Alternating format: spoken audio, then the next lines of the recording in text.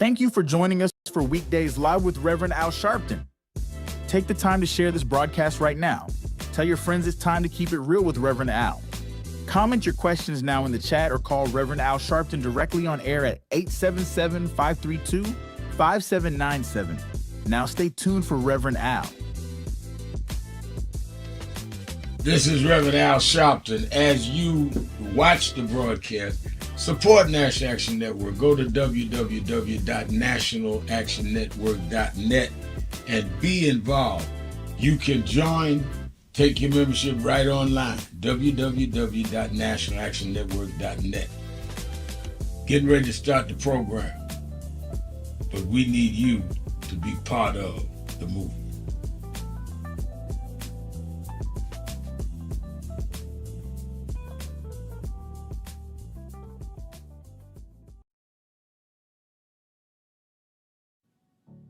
Hi, this is Reverend Al Sharpton for the month of February, the Black History Month. The Saturday Action Rally will be at Mother AME Zion Church, 137th Street, between Lenox and 7th Avenues from 9 a.m. to 11 a.m. We're glad as we transition into our new headquarters. Our 4 Saturdays of Black History Month, we'll be doing those rallies at Mother AME Zion. Stand on historic ground, holy ground, where Frederick Douglass spoke, where Madam C.J. Walker was funeralized, where Sojourner Truth had a Underground Railroad come through. I'm so excited about being there as it prepares us to move on to our new headquarters. Let's go back and stand on the rock. Keeping it real, keeping it real. I'm your host, ready at Reverend Al Sharpton, and it is Monday morning, President's Day. And of course, on Mondays, we let you come from the weekend and talk about whatever is on your mind, whatever is in your heart, the things in the news, the things in your community, in your neighborhood. Hot Button Monday.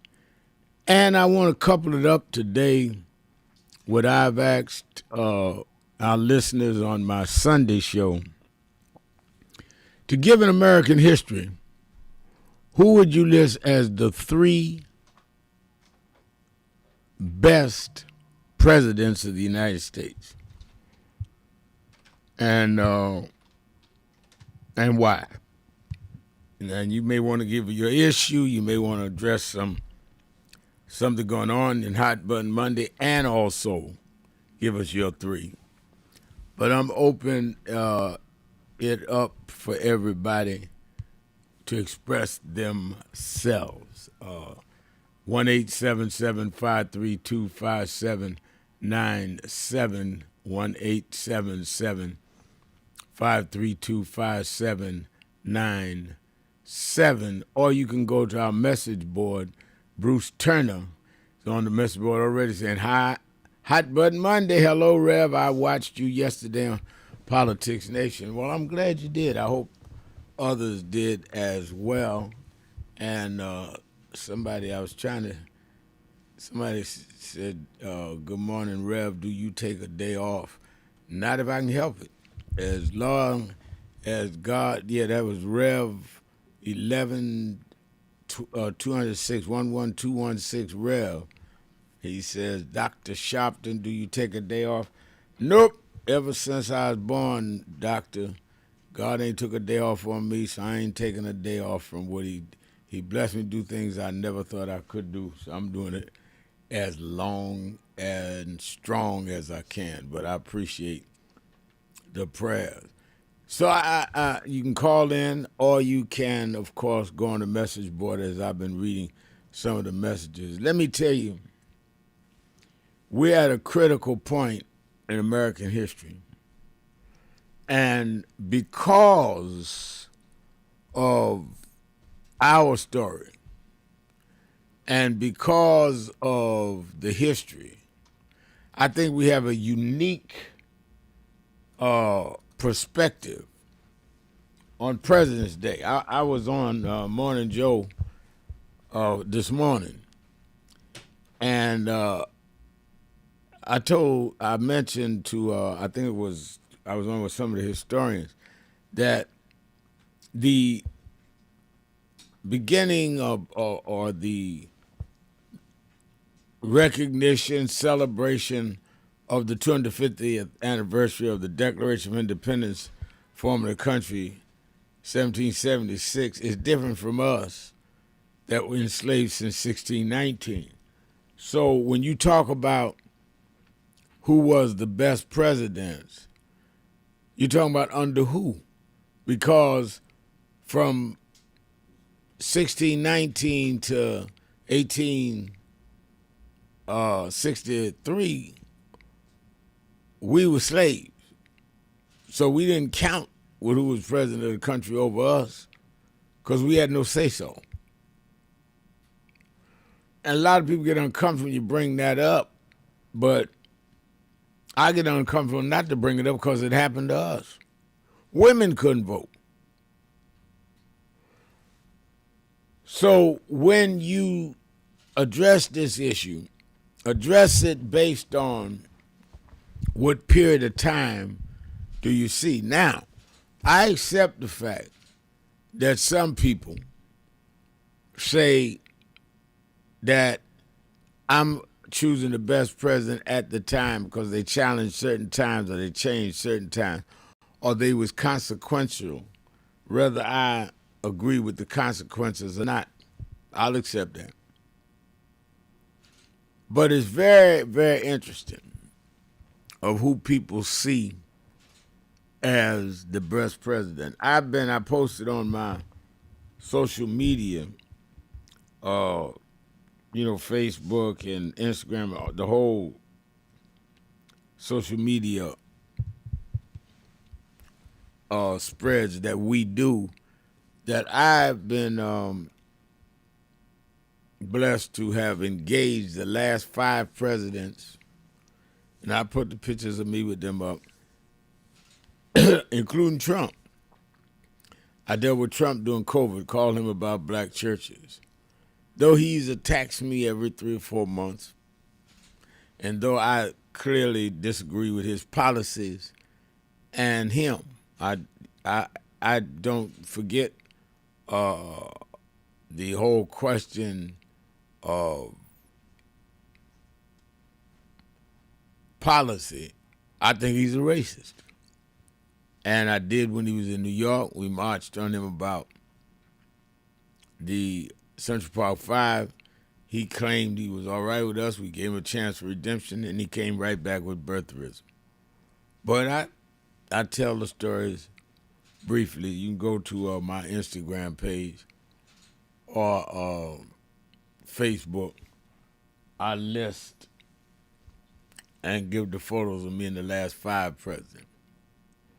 So I'm very interested in your perspective. I see Angie Figtree says, is that Angie Figtree? Said, good day, Reverend Al, from beautiful Barbados, where we enjoyed your Nan remarks the other day, and then thank you for keeping everything about you and your shows as the classiest of all time.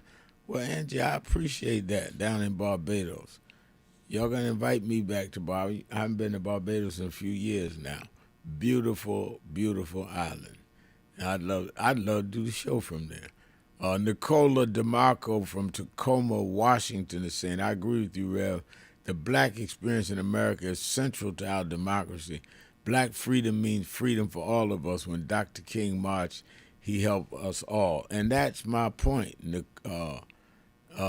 Nicola, is that when we fought against slavery and for the right to vote, it also gave women's suffrage strength.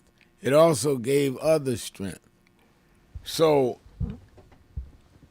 and I disagree with those people talking about everybody benefited from us.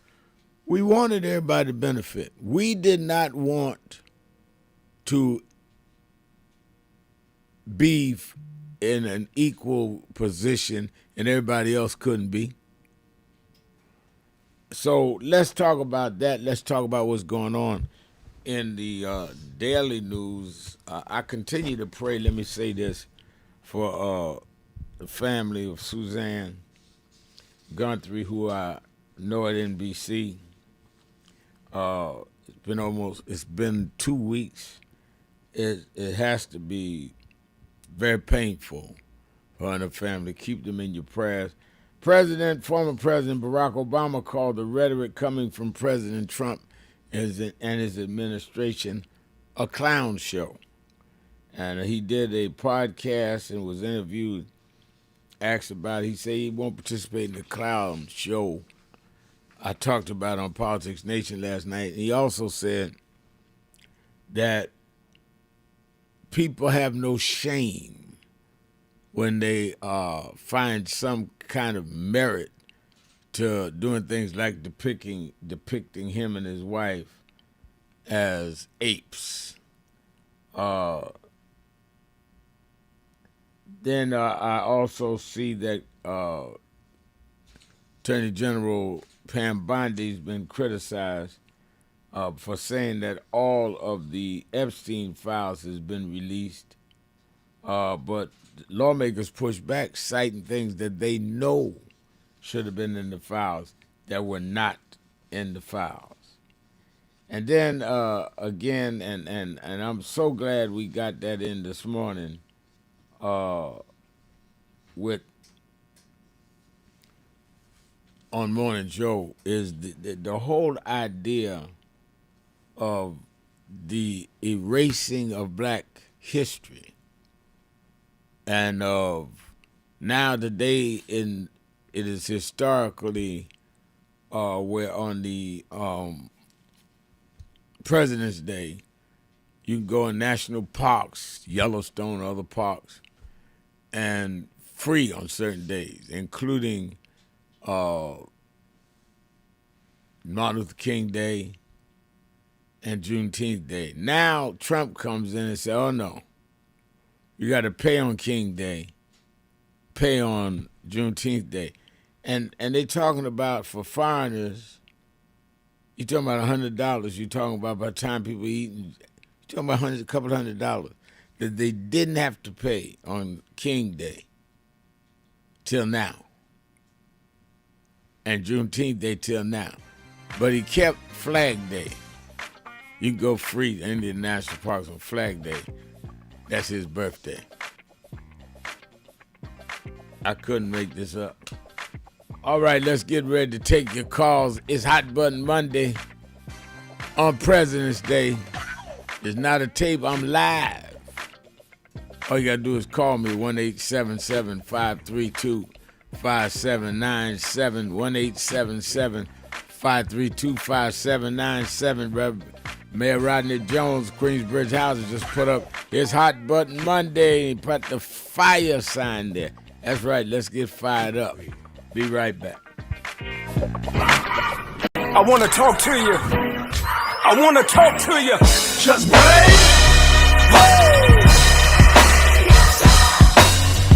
I believe that. Good morning, everybody. I hope the coffee has kicked in by now. I want to start by thanking your leader, the Reverend Al Sharpton, and everyone at the National Action Network for 35 years of standing up for civil rights and opportunity for everyone. And I couldn't be more grateful for the way that you have blessed the lives of so many, including mine.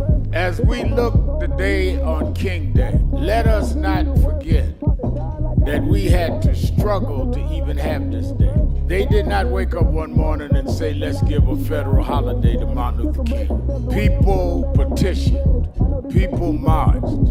Let us remember now, as we bring our children and grandchildren up the Potomac, that they can see the Washington Monument, the Lincoln Memorial, the Jefferson Memorial, and one memorial that never served as president, but changed this country more than any other American, Dr. Martin Luther King Jr. This was an amazing MLK breakfast. It is truly an honor, and more importantly, This is an important day for us. I feel incredibly lucky and honored to be in this room on this day, celebrating Dr. King's legacy of civil rights, especially in the moment that we're facing on a national level. It feels like warmth and home being in this room. So I'm encouraged by today.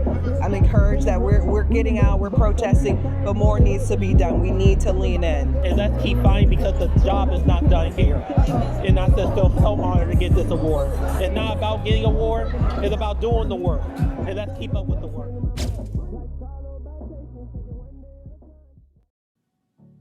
Hi, this is Reverend Al Sharpton for the month of February, Black History Month.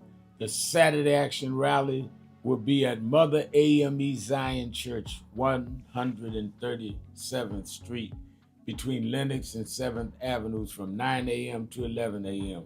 We're glad as we transition into our new headquarters.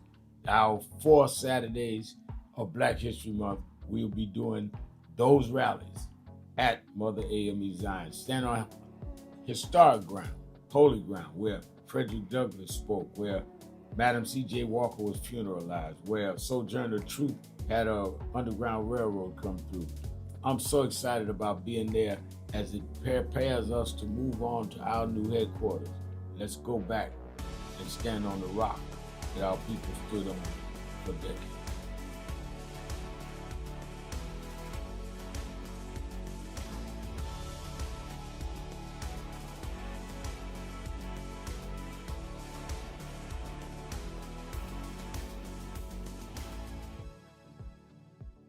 Do you know what time it is? It's Al Sharpton time. It's time to put aside all pretenses, deception, denial, or fronting. The time has come to keep it real on Keeping It Real with Reverend Al Sharpton. You need to keep it real with Reverend Al Sharpton right here on Uber TV. Reverend Al Sharpton, and we're back. 1-877-532-5797. 1-877-532-5797. Let's go back to the phone. Attorney Jennifer Jones Austin is. You know, every day, Monday through Friday, I do 3 hours a day on Keeping It Real with Reverend Al Sharpton. I do 1 hour on Sunday mornings with Reverend Al Sharpton. And I'm live on radio and TV with the Saturday Action Rally. 7 days a week, I talk to our people, hear from them, to call in. I'm sick and tired of people talking for people that they don't talk to. So go on www.nationalactionnetwork.net. Listen to my show, call in, express your opinion. You don't have to agree with me. But let's start talking to each other rather than about each other and lecturing at each other. Let's keep it real with Sharpton. Happy 20th anniversary to Reverend Al Sharpton on 20 years of Keeping It Real. 2 decades of truth-telling, fearless advocacy, and keeping the people informed and empowered. Thank you for always speaking power to justice and standing firm for what's right. Here's to 20 years of impact and many more to come.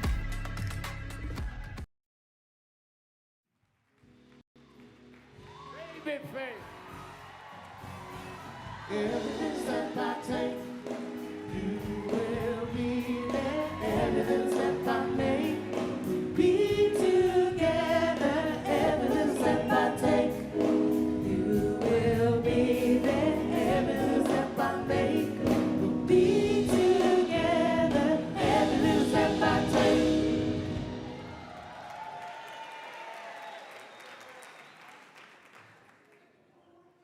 Whew. Thank you so much. I was thinking I was going to prepare a speech, but I can't read those things anymore. Name's Babyface, not Baby Body. But I wanted to, you made me sound so good with those words. I was like, that was me? I was like, when I look at my life and I think of the music in everything that I've done. I used to say that I don't know where it came from. I don't know where the words come from. I don't know where the music comes from. I don't know how I got here where I am, but that's not true. God got me here. This is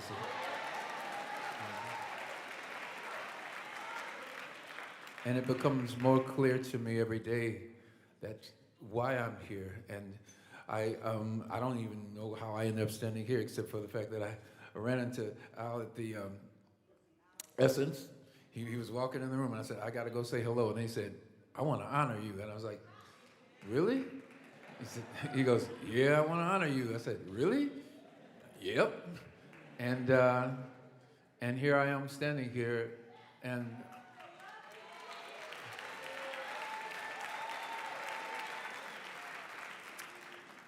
I can only thank you.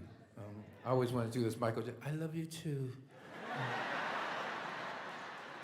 I'm sorry. But I think of moments like this, I can't help but just think of how proud my mom would be for me to standing here. I have to say that just to be standing here and to be invited by Al Sharpton, and I want you guys to really think about this man who invited me here and how he has been fighting the fight for us all of these years.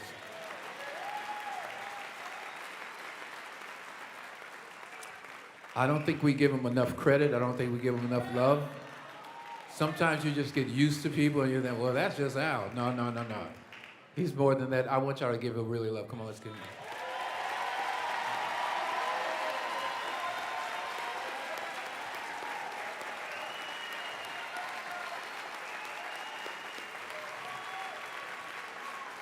It's very true. Because I can remember times, I'm 67 years old, I can remember times in Indianapolis, Indiana. Yeah, it's true, I'm 67.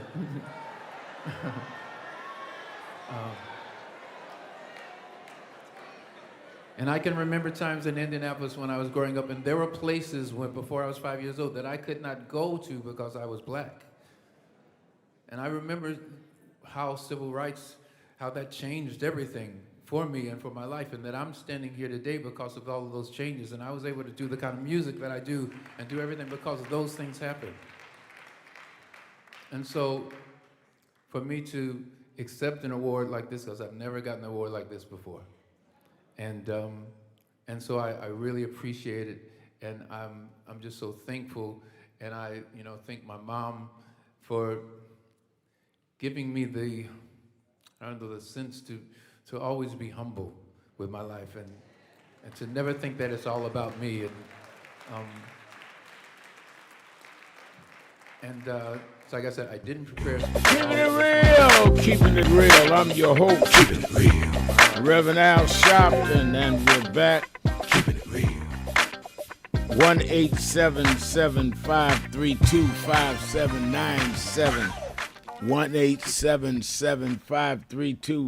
1-877-532-5797, twitter.com, The Rev Al, or go to the message board at www.nationalactionnetwork.net, www.nationalactionnetwork.net. And it's Hot Butt Monday. Whatever is on your mind, whatever is in your heart, call it, and you'll be heard nationwide, every state and every region of the country. A lot of you are off today, so you can call in. You're not at your office. You're not behind your cubicle. You're not worried about who's hearing you talking. So call in. We're live. This is not a tape. I'm working today on President's Day. In fact, I've asked people to call in and give me their top 3 presidents in American history. I started today on Morning Joe. I did at 7 a.m. Eastern Time with the presidential scholars. I think I'm back on tomorrow as well. And I say the presidents is based on the context of how you see the country. But how do you see it? Let's talk about it. Let me say by way of announcements, don't forget, Saturday and Sunday, 5 p.m. Eastern Time. Watch Politics Nation with Al Sharpton live at 5 on MS Now, formerly known as MSNBC. And had a great weekend. I hope y'all didn't take the holiday weekend and not watch it. Had the ranking member of Homeland Security, Congressman Benny Thompson, had the head of the Women's Democratic Caucus in Congress, had, you named them. We had Governor Beshear of Kentucky, had Keith Ellison, Attorney General of Minnesota. I do not waste your time. Watch Politics Nation with Al Sharpton live at 5 p.m. Eastern Time every Saturday and Sunday.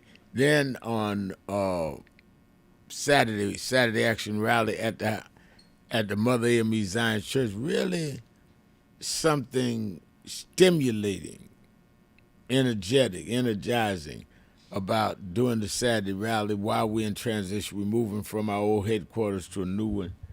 And so we're at the Saturday rallies at Mother AME Zion, historic church. Frederick Douglass spoke there.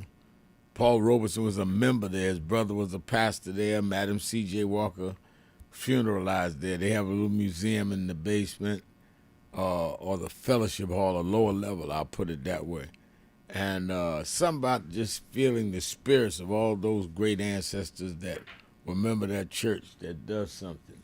It's really beautiful to be there, and we'll be there again this Saturday, 9 a.m. to 11 a.m., and you can watch it live on Impact Television, or you can watch it live on YouTube/NAN or on www.nationalactionnetwork.net.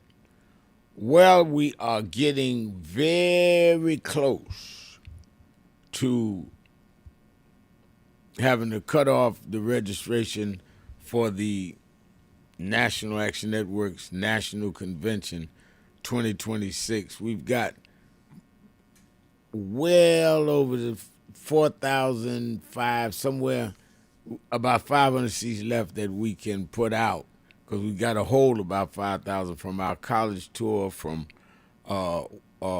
people from different chapters coming in.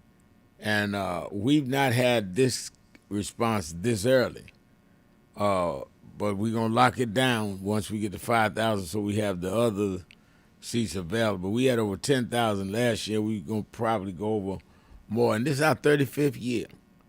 I thank God that we built an organization that not only survived but thrived. 35 years later, we're stronger, more chapters, more involvement.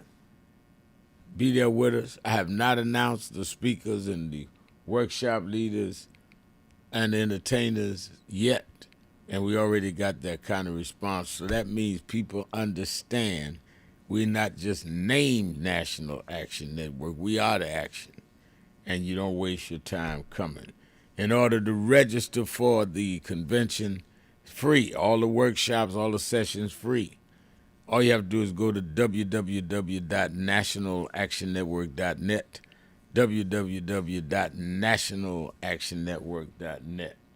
All right, let's start off our calls on Hot Button Monday, and nothing blesses us better than to kick off the week with my dear friend, the beloved Miss Eunice in Chicago. Miss Eunice, you're keeping it real with Al Sharpton.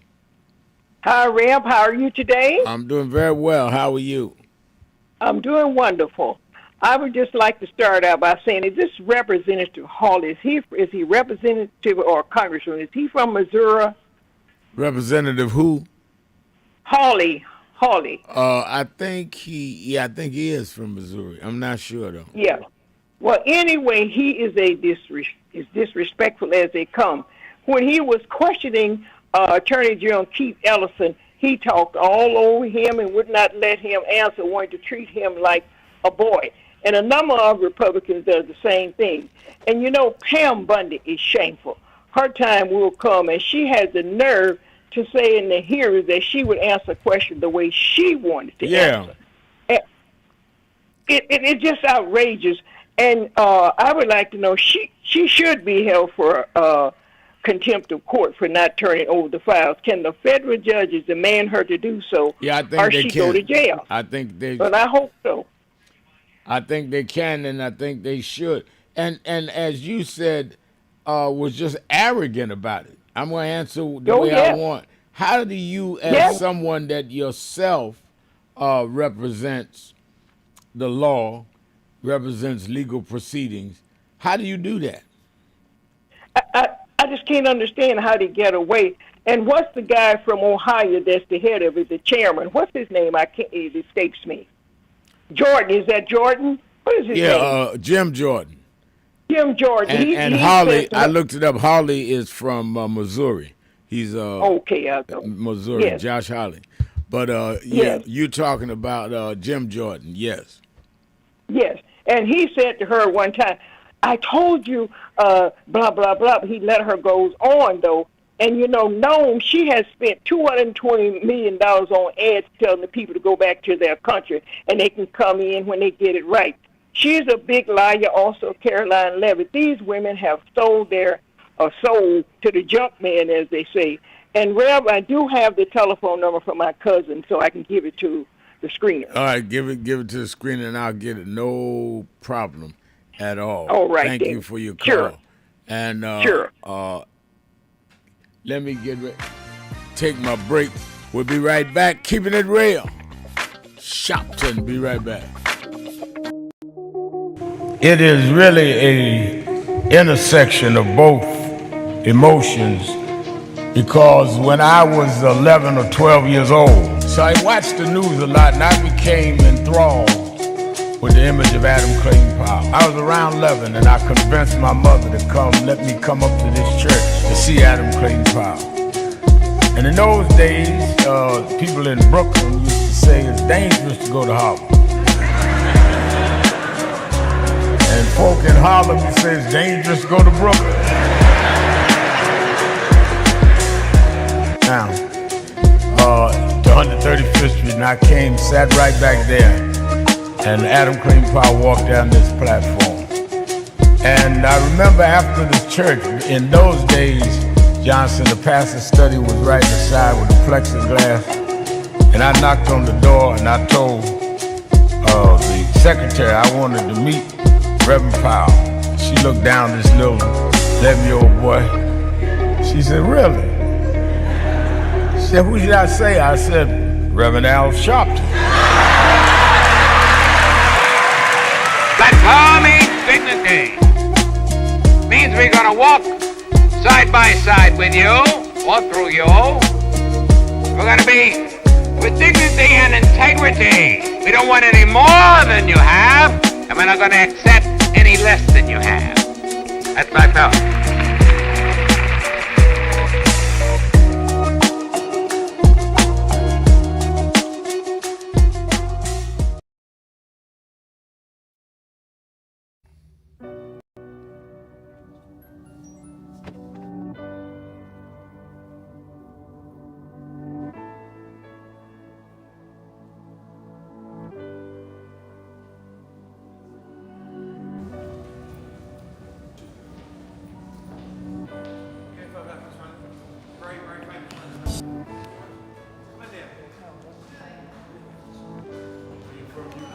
London, yeah. We've got many problems there. We need you over our side. Yeah, you're invited anytime, please. Whenever you want to come. There we go. Guys! What's up, Doc?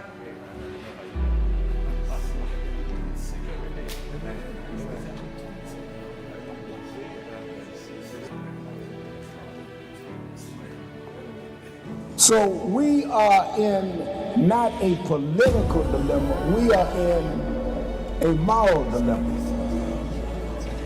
And if the black church does not come with a prophetic voice, then who's going to do it?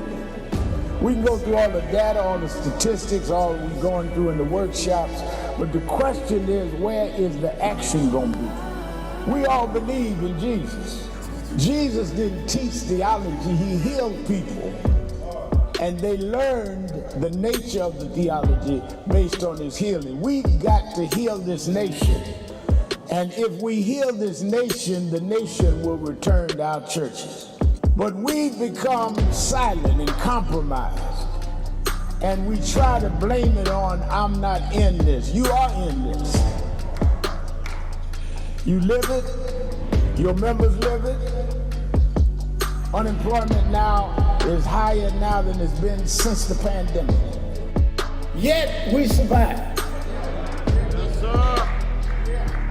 There's no history in the world of any people that went through the kind of psychological, cultural, and physical slavery like blacks did in America.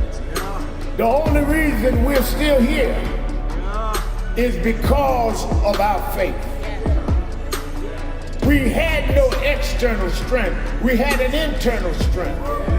And it was the God that we were taught by our mamas and grandmamas that brought us through. And I don't care who's sitting in the White House, we cannot betray the God that brought us through.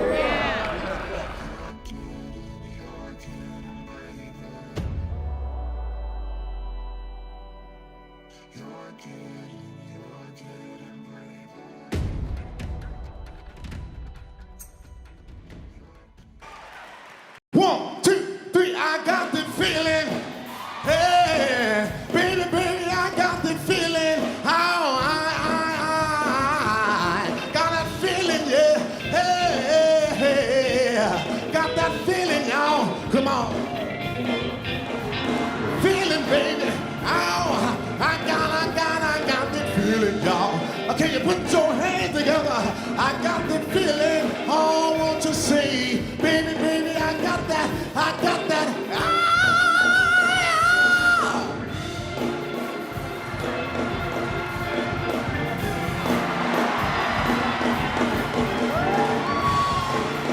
Baby, oh, feeling, baby. Oh, hey, hey, baby, baby, baby, baby, baby, baby, baby, baby, baby. Come on, sing it out, baby, baby. Come on. Can't hear you. Hey, hey. I got that. Thank you so much. My name is True Osborne. Humbled and honored.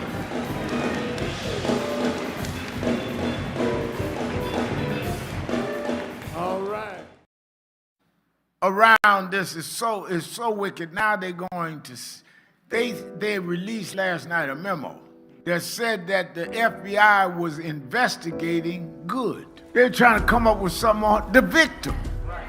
Not they gonna investigate who shot her. The ICE agent shooting in the head 3 times. They're gonna investigate her. And you wonder why we need movements. You wonder why we need to stand up. Hakeem Jeffries was here Monday. Why we need to deal with this midterm election. Well, Reverend, I get calls on my radio show every day. Well, I don't see where voting changed something. All right, let me tell you where, if they lose the Congress this year, where it changes. The Speaker would be Hakeem Jeffries, who grew up right here in Name, as he said on Monday.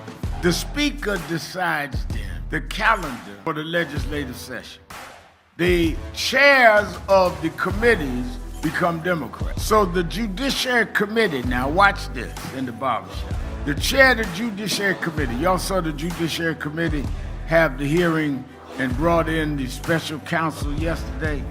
Well, the chair this time, if the Democrats win, would be a Democrat who could then subpoena the Attorney General Bondi, all of the folks that were involved in January 6th. They can subpoena the vice, I'm your all host, of them. Because Reverend Al Sharpton, and you're back. 1-877-532-5797. 1-877-532-5797. Let me go to Demetrius in Cleveland, Ohio, WERE. Demetrius. Hey, thank you, Reverend Sharpton. It's nice talking to you as usual. Thank you. I just have a few things to speak on. first off, concerning the presidents, I think that contribute. You know, most of all the presidents had some good policies and some bad policies, but some of them did some things that really, changed history. For African Americans and also for America total. I think President Obama, he did an outstanding job. I may not agree with everything he did, but he did a lot of things. He's going to get recognition from. When it comes to world peace in Africa and the Caribbean, South Africa, and also Europe and the Middle East. That's why he gets so much respect from around the world. And President Truman, he followed up after President Roosevelt. Because Roosevelt put in a lot of policies when it came to integration in the military, when it came to the GI Bill, when it came to public housing. Even though he might have been forced to do some things because of World War II and also because of the rise of communism. And it was a threat in the United States, so he had to try to make, the environment better here in the United States.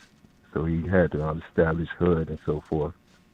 And Lincoln as well, he did contribute to ending slavery, and he had the black soldiers to fight. But I believe he was, in a way, he was forced to do that as well. Even though he might not agree with slavery, but I don't think he would have really took the action he taken unless he felt like it was just to save the country, so he took an extra step. And also, I just want to speak on, as American people, society, I think they have to value, not just people by their material, benefits of what they have, materialized or where they come from, especially when it comes to the black people. We have to look at people, look at their character, also the rest of the country as well. So when I say look at people from the outside, same way they respect people from other countries, wearing their cultural clothes. You have people from India, they still wear their clothes in certain environments. The people, the Jewish religion, they wear their kufis on top of their head, and people from the Middle East as well. So African Americans, we have to respect people not just because we feel like they should dress a certain way or they have to fit into a certain clique. We have to look at a person, their character, and what they contribute to society, and how they treat each other, and don't fall into the trap of the so-called slave masters. We don't want to imitate their behavior among our own people and among other races, oppress other races. Because, and also hurt ourselves with street crime and violence. We don't have respect for ourselves because of the values that so-called slave master had. We have to have a whole new mindset. That's what the Bible says. You have to renew your mind. You have to renew your mind because a lot of that stuff can be passed down through generations. Because if a child grew up in a house where there's violence or alcoholism, the child might not intentionally be like that because around him he's going to imitate it. So you have to really look at himself as he grew up and try to not have that same mindset. So as Americans, we have to value the senior citizens. You don't look at them as not being valuable when they get a certain age. We call them old. You look at their intelligence, look at what they contribute, look at their value and their experience. And seniors have to look at the younger people as well, but seeing things differently because everything was not perfect in the past. Their mistakes were made and some things was wrong with racism. It came to oppression. Because I went to an event over the weekend. Like I said, Roosevelt did some good things, but at the same time, the Japanese was interned in concentration camps in the West Coast. So a lot of things, I said some presidents did some good things, but at the same time, they did some things that was unfair. That we have to look at the both sides of the coin, but sometimes they do things that really benefited society because the Affordable Care Act really benefited a lot of people. Because there's a lot of people get equal health care, but they used to have to go through some of these clinics and they get medicine that had bad side effects, that caused people to suffer. But they could have went to a better clinic or a better hospital and got real medicine that wouldn't have a better side effects. So for the Care Act, it really have helped a lot of people. Okay, thank you, Reverend Sharpton. Thank you, and I think you covered a lot of ground, but we need to hear that appraisal because I was thinking as you were talking, Demetrius, that there were several presidents, probably more than half, that I would agree with you, that was a mixed bag in terms of what they did. I'm not even talking about what they believed in, because I believe most presidents until the 20th century believed in slavery as an institution. And Lincoln came kicking and screaming, but even his vice president, who succeeded him after he was assassinated, believed in slavery and tried to revert everything Lincoln had laid out for Reconstruction. So I think you were wise and thoughtful to break down the good and the bad that they did, because that is just factually the case. Some things were good for the nation, some things were not good for the nation, and some things definitely wasn't good for black folks, even if it was good for the nation, because we didn't enjoy it. We weren't allowed to participate. It wasn't for us. And I don't think there's anything that is gained by self-delusion, by acting like they was talking about you when they weren't. You know, if you were standing in a crowded room and somebody started talking that wasn't talking to you and you start talking back to somebody that wasn't talking to you, they would consider you a little crazy. I consider it a little crazy for us to act like some folk was dealing with us when they weren't, and had determined they weren't, and wanted to be clear that they were not seeing us as equal. That's the history. That's not race baiting. That's the history. All right, let's go to Rick in Germany. Rick in Germany, you're keeping it real with Al Sharpton. Good day, Reverend Sharpton. Good day. Personal short story and viewpoint.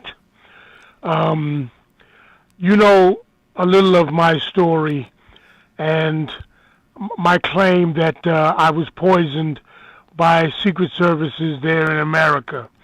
The doctors for 23 years have left me undiagnosed with intestinal parasites. Even here in Germany, where they're giving me a shot in the butt and allowing my wife to treat me with off-the-shelf vitamin C and other drugstore pharmaceuticals.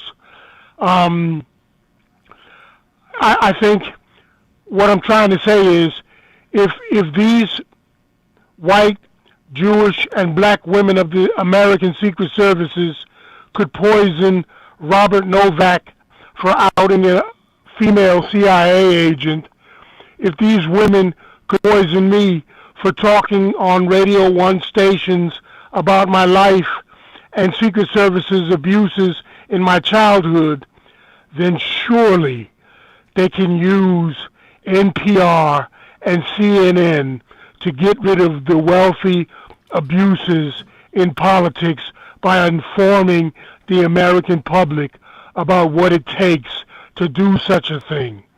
They could get rid of Trump and those wealthy who would rig the Congress and the White House after Trump. If they could do me in, they can get the wealthy out. I'm done, brother man. All right, thank you for your call. And on our message board, Joanne Kemp is saying many of the previous presidents struggled with civil rights for black people, reluctant to do anything, primarily Lyndon Johnson for signing the Civil Rights Act for one, but hesitant to do more. Johnson was peculiar. Johnson was known to have used the N-word, became a late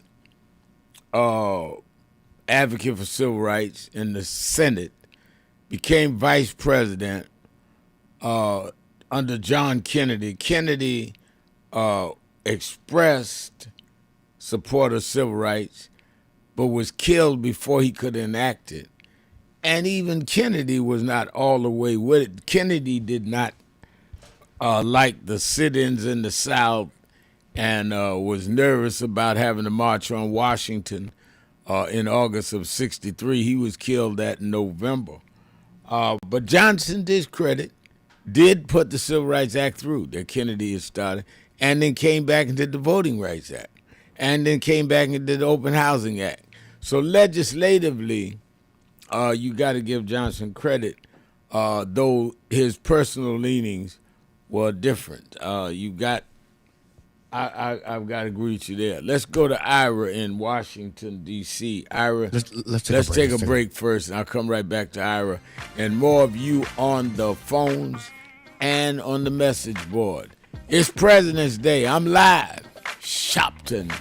Keeping it real. Be right back. Hi, this is Reverend Al Sharpton for the month of February, Black History Month.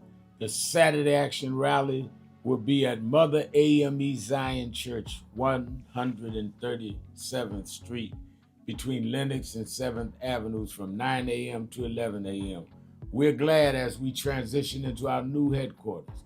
Our 4 Saturdays of Black History Month, we'll be doing those rallies at Mother AME Zion. Stand on historic ground, holy ground, where Frederick Douglass spoke, where Madam C.J. Walker was funeralized, where Sojourner Truth had a Underground Railroad come through. I'm so excited about being there as it prepares us to move on to our new headquarters. Let's go back and stand on the rock that our people stood on for decades.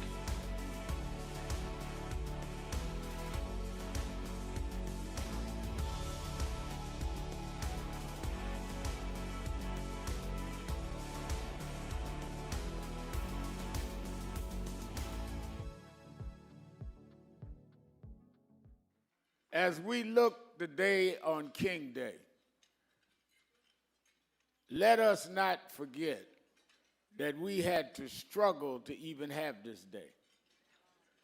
They did not wake up one morning and say, let's give a federal holiday to Martin Luther King.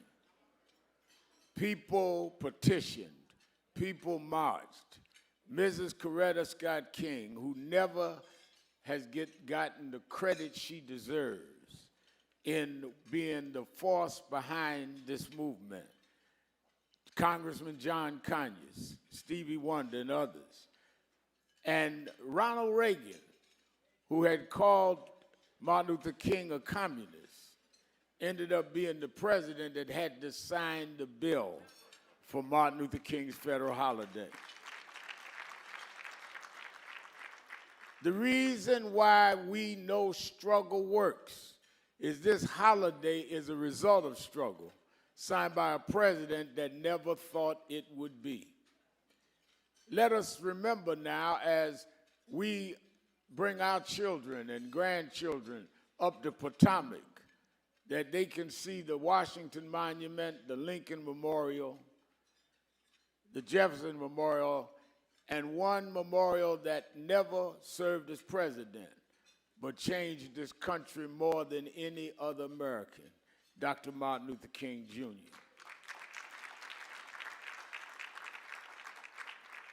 But we gather this morning because everything Dr. King stood for is at risk. As we speak, we're waiting to see what the Supreme Court will do with Section 2 of the Voting Rights Act, one of the major achievements of the King movement. As we speak this morning, this sitting president has declared war on DEI, diversity, equity, and inclusion, which is the core of the Civil Rights Act of '64. We are under attack, and we should not be taking this as a day off. This is a day on to fight to keep what was maintained. To see, I remember 6 years ago, Martin III and I were in Minneapolis leading the marches around George Floyd. I did the eulogy at his funeral. 6 years later, we see a white female, unarmed, killed in Minneapolis.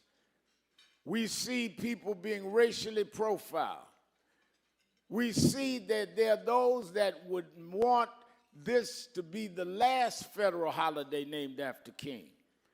Don't you be deceived.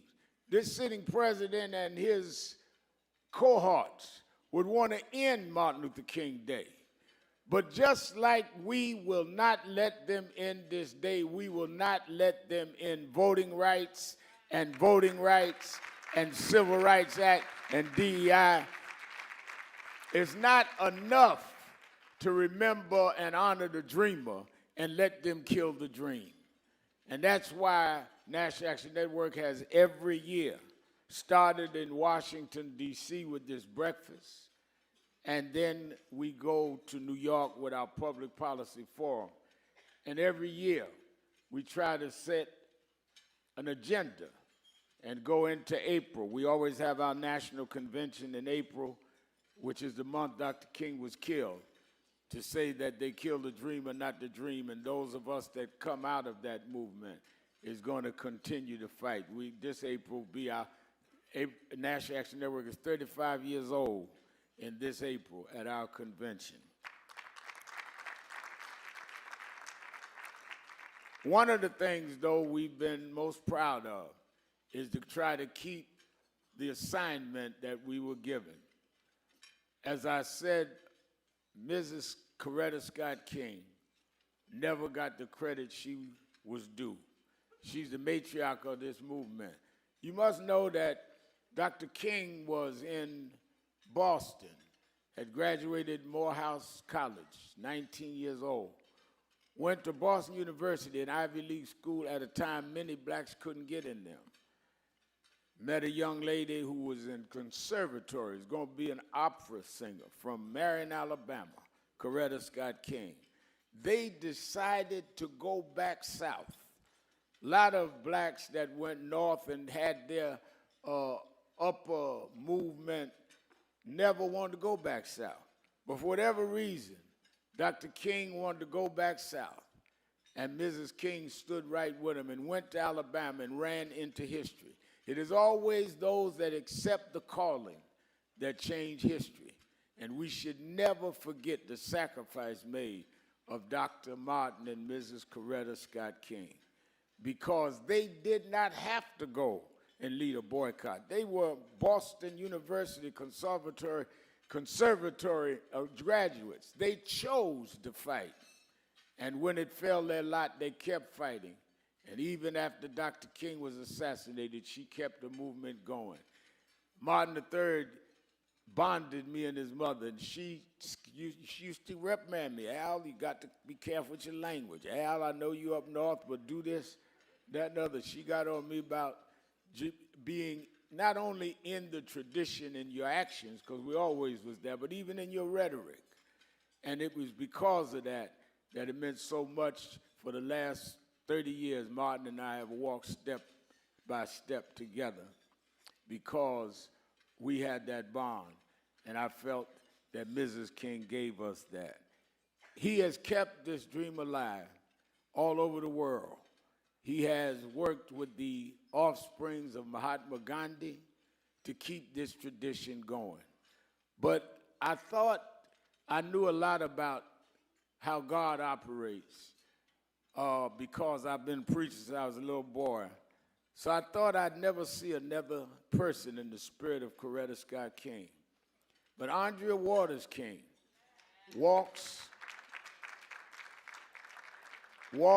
and talks and operates in the spirit of Mrs. Because sometimes I turn around and think Mrs. King is back.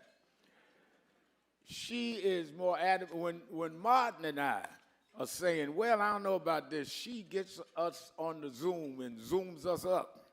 Say, no, y'all got to do this and this way. So I want to bring, before we start the awards, to the stage the heirs of Dr. Martin Luther King and Coretta Scott King, Andrea Waters King and Martin Luther King III.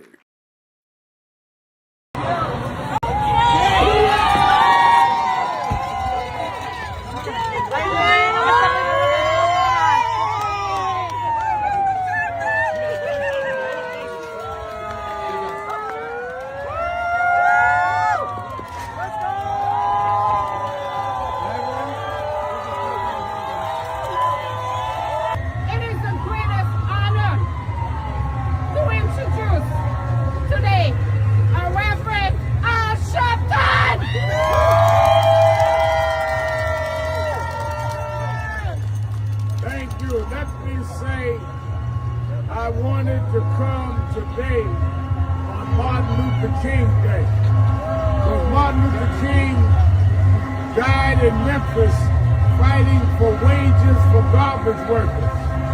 And I believe he would want those of us that come in his tradition to be standing with nurses and standing with those that should be getting wages for saving the lives and caring for people that the private hospitals and other Keeping it real, keeping it real. How can we spend King Day? I am your host, Reverend Al Sharpton, and we're back. It's Hot Button Monday and President's Day, and we're talking about certainly the issues of the day, and I've also asked you to tell me your top 3 presidents in American history and why. And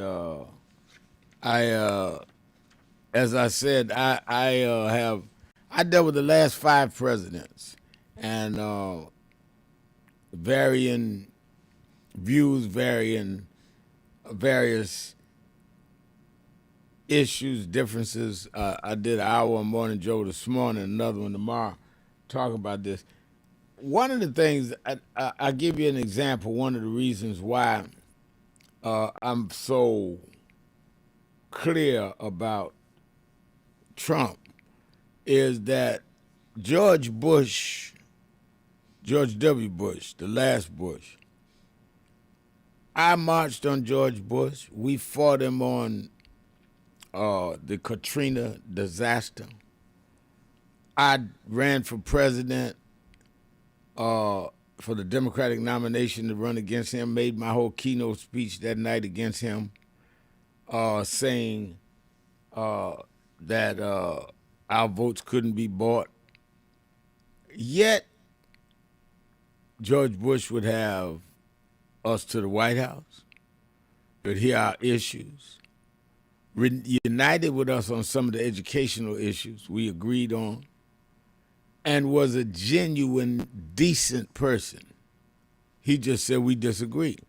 And he would say in private, and very clear, that I disagree. I'm not going to patronize you and say something that I don't mean. Bill Clinton was a Democrat, agreed with us on many issues, but didn't agree on others. I marched on Bill Clinton about the omnibus crime bill and about the welfare reform bill, but always dealt with me fairly. Reverend invited me. I would meet, other leaders would meet with him at the White House.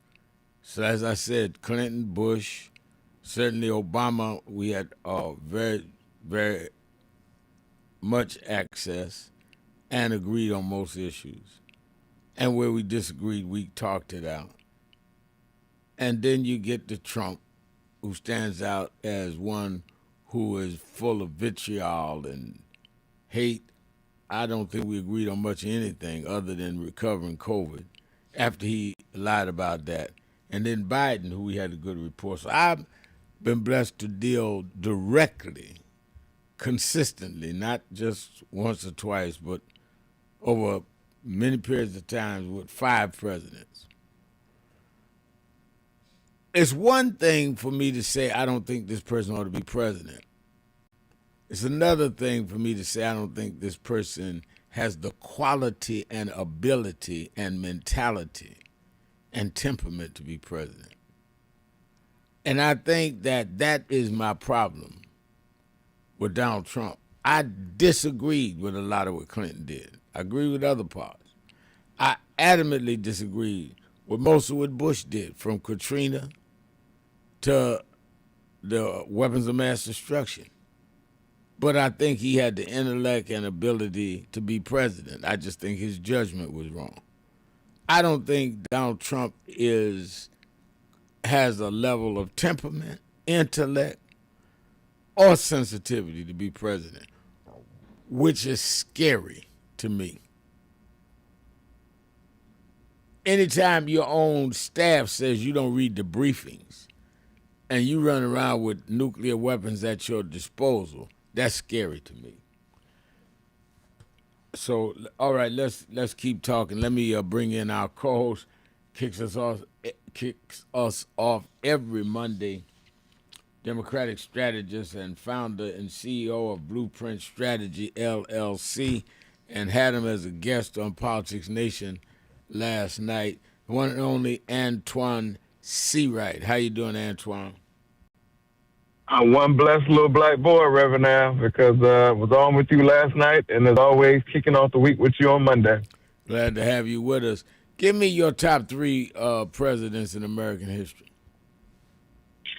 Well, I am a FDR guy because of the New Deal. Right. I'm a Joe Biden guy because of what he did. He was a big freaking deal. And then, of course, because of the historical nature of Barack Obama, I'm certainly an Obama guy. But between FDR and Bill Clinton, they run hand in hand for me just because of the transformational landscape they provided for black people before there was a black president that you cannot compare to any other administration. And then came Joe Biden, who broke the mold. Yeah, I think FDR is not given enough credit for what he did, and his wife, Eleanor Roosevelt, with Mary McLeod Bethune and others in the late 30s and 40s. I'm glad you brought that up. That's very true. Very true. All right, let's go to the phones. I was calling Ira before we had to go to break. Ira from Washington, D.C. You're keeping it real with Sharpton and Seawright. Hey, good evening, Reverend Trump. Thanks for taking my call. I'm going to keep 5 minutes and 30 seconds today. I'm going to come off the break. This is what I got to go. My disclaimer is we don't have a president, so there is no president day for me, period. So that's my first disclaimer.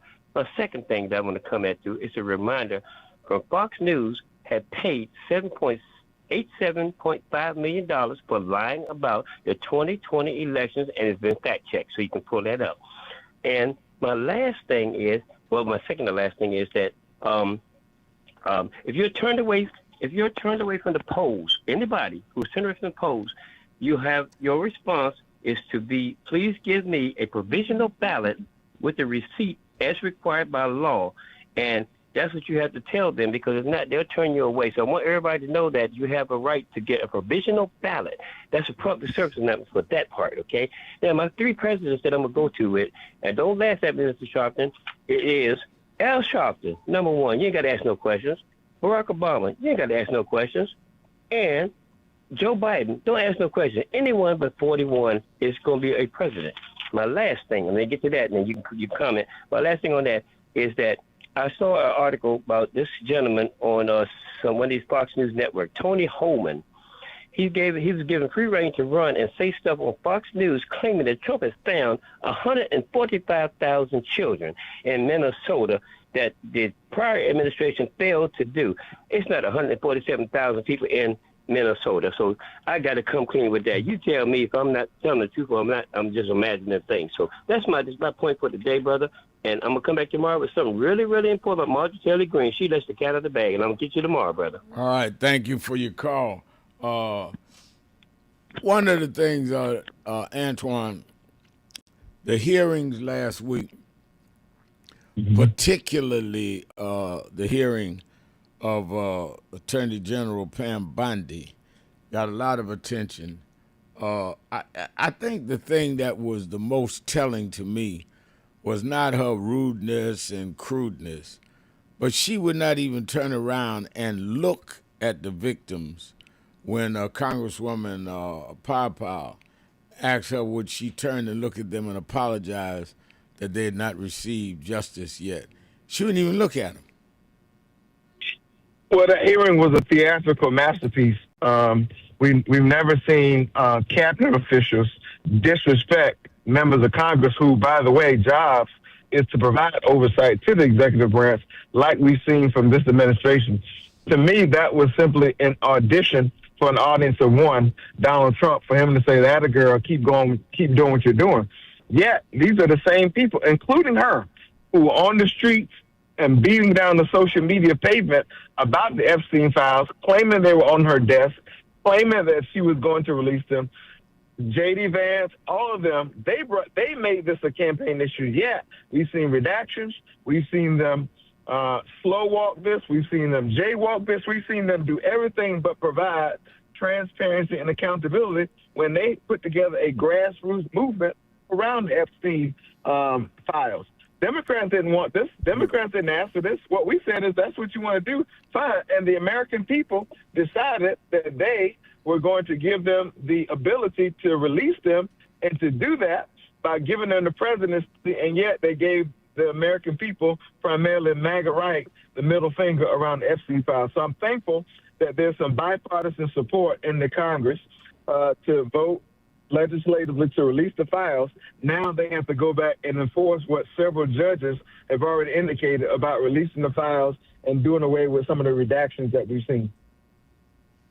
That means that clearly the Epstein files, which you correctly state, they made an issue. They said that they were leading Democrats that were being protected. They implied that Clinton and others was there. They made it an issue. Put it out. Put out all the files. Epstein was close with the big Democrats. And then when Trump got in, nothing. They wouldn't do anything. And they're still drib-drabbing. And he acts like it's a dead issue. And you know, I say I do morning thoughts every morning before dawn when I go to work out. And I said that, you know, the Bible says you'll be ensnared by the words of your mouth. They're being ensnared by their own action. They created the Epstein file issue, and now it's come back to bite them. And Rev, think about this. They shut down the government to keep from releasing those files. They refused to swear in Representative Gravajala because of those files. Donald Trump posted videos because of those files. They made a mockery of Leader Jeffries in a racial way because they did everything they could to prevent the American people from amplifying or from the Epstein files gaining wattage or being amplified in the public. And that's why we cannot fall for these distractions, because we know when they act out or when they get out of their crazy character, even in the worst way, it's usually to distract from the real issues that impact them that they made a promise on. Yeah. I was reading this note. Someone's passed, all right, they're doing an updated press conference on Savannah Guthrie's mother. That's such a tragedy. Let's go back to the phone. Let's go to Dantez. Dantez, any more I get on that, I will let the listening audience know. Dantez in Cleveland, Ohio. WERA. Dantez. Hello? Yeah. Hello, my name is Dantez Taylor. Okay. Yes, and I would like to talk about precinct. How our precincts should be out there working for the people and making sure that that in the field they're making sure that boots are on the ground and making sure we get voting out there and other things that needs to be done in our communities, because a lot of precincts and a lot of wards and a lot of things, they don't tend to get the people out like we need to. And races in any state is very valuable to the people. They think that they're not getting their vote out. Their vote won't count, but it will. It will if you get out and cast it. You know what I mean? When you don't cast it, that's saying you don't care. And everything else out here in our American field out here and everything else. And we need to work together to figure out how to mass the people out to vote in any state. Yeah, and every state. Well, thank you for your call. It is clear, Antoine, that primaries are coming up very quickly. I know I was talking to someone in our Chicago affiliate of NAN. There's like 3 or 4 weeks away, mid-March. Some before even NAN's convention. And explain why the primary process, voting in the primaries, is so important, because some people just wait on the general election. Well, and Rev, I like to frame it in the way that the great Lou Stokes used to frame it in his day. In the primary, you make a choice. In the general election, you're given a choice. If you don't vote in the primary, then you can't be mad about who the Democratic nominee is in the general election. And that's why it's so important for us to participate in every aspect of the election, every single aspect of the election. And that includes, Reverend Al, registration, education, motivation, and participation. And we tend to only vote in the quote-unquote big elections. But, Rev, the one thing we've got to master in our community is voting in some of these down-ballot races and down-ballot primaries, because they have even more consequences than the quote-unquote big elections and the federal elections. All right, let's take a break. Be right back. Keeping it real.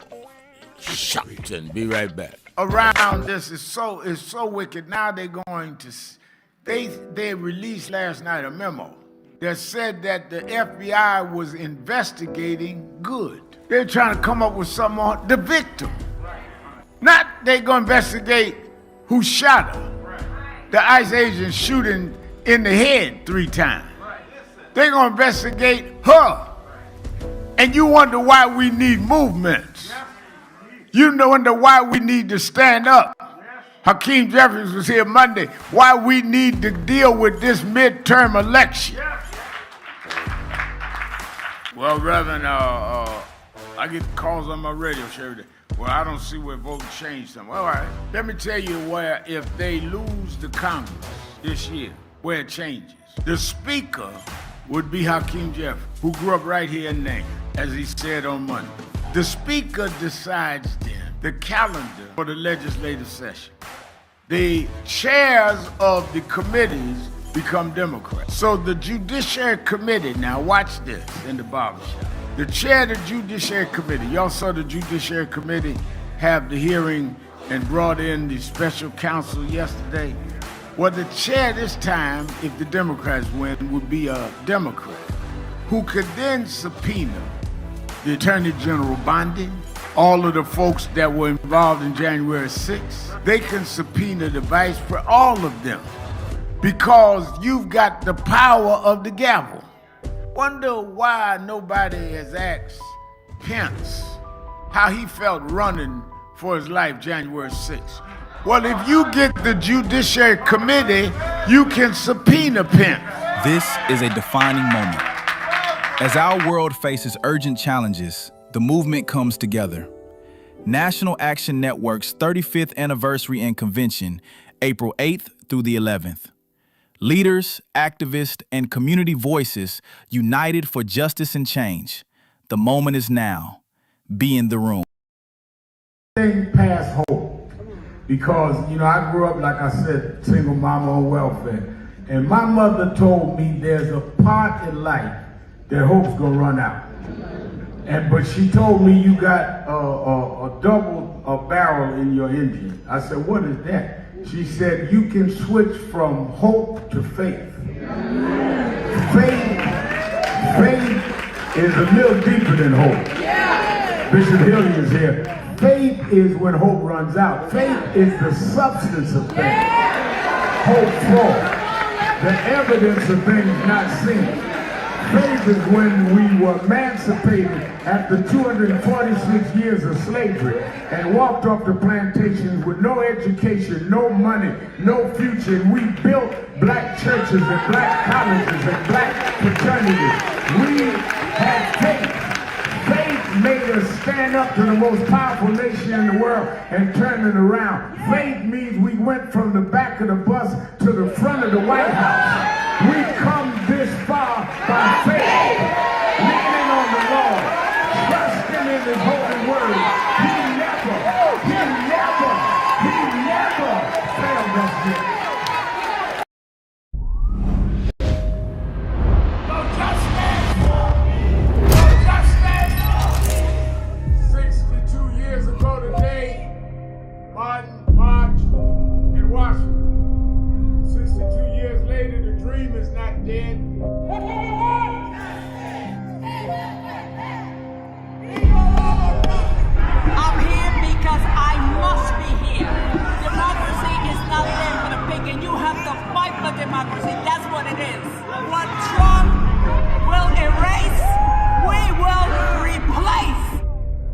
dreamers in many cases have reversed and tried to turn it into a nightmare. We've come to Wall Street rather than Washington this year to let them know you can try to turn back the clock, but you can't turn back time. We gonna keep the dream alive on Wall Street.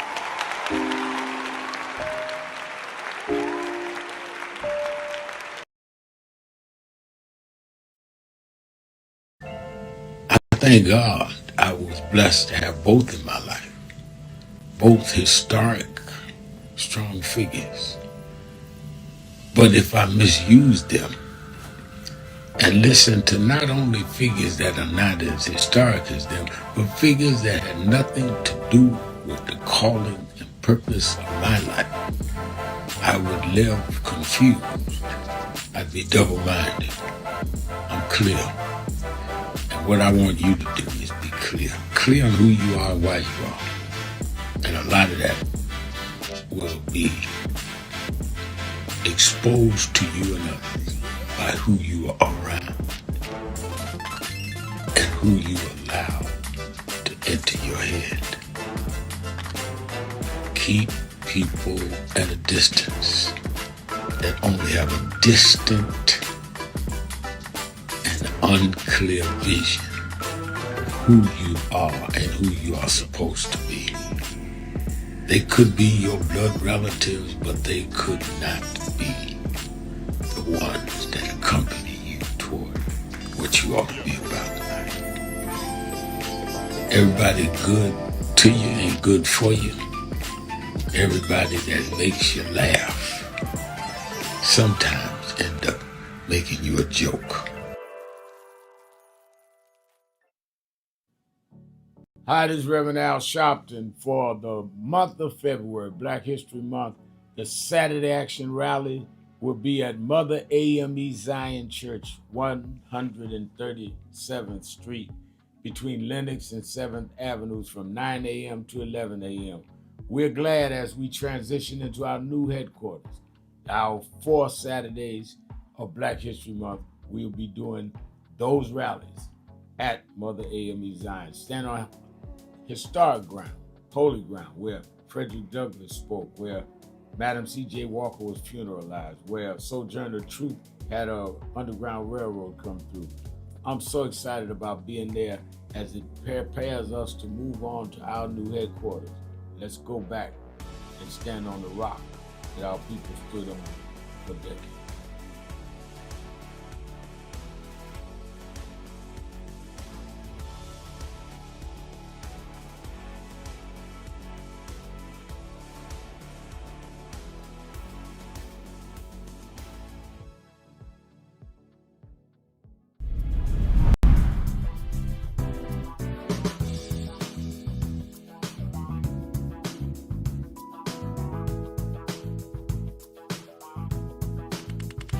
This is the first Thanksgiving I'm here in New York.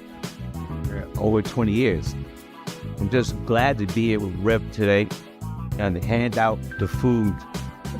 It's a blessing. It's a blessing. It's a blessing. It's Erica Ford, the Peace Doctor in the building. Here at the National Action Network, it's about thanks. It's about giving. It's about gratitude. It's about love. I feel it is important for you to understand that there's work out here to be done, but it starts with gratitude, it starts with giving, it starts with peace, it starts with love. Let's go. Before we feed our family, we got to make sure that we feed the community. That's right. That's what it's all about. We got to come with Sharpton phones. You come and you make sure you show up, serve the community. That's what it's all about.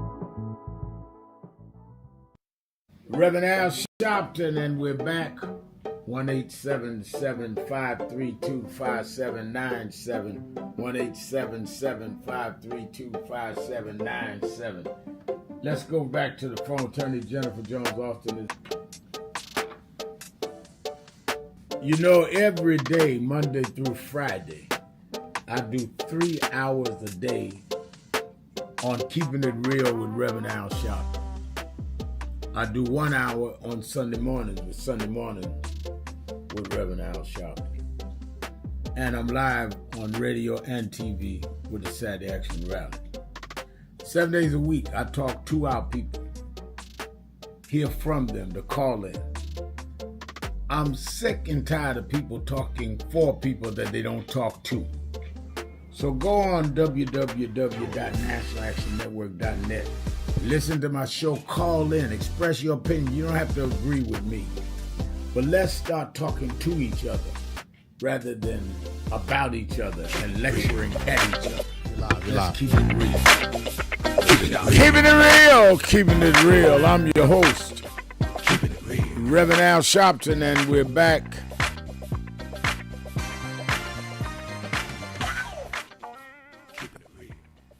And we are a co-host and Seawright. Let me Antoine Seawright.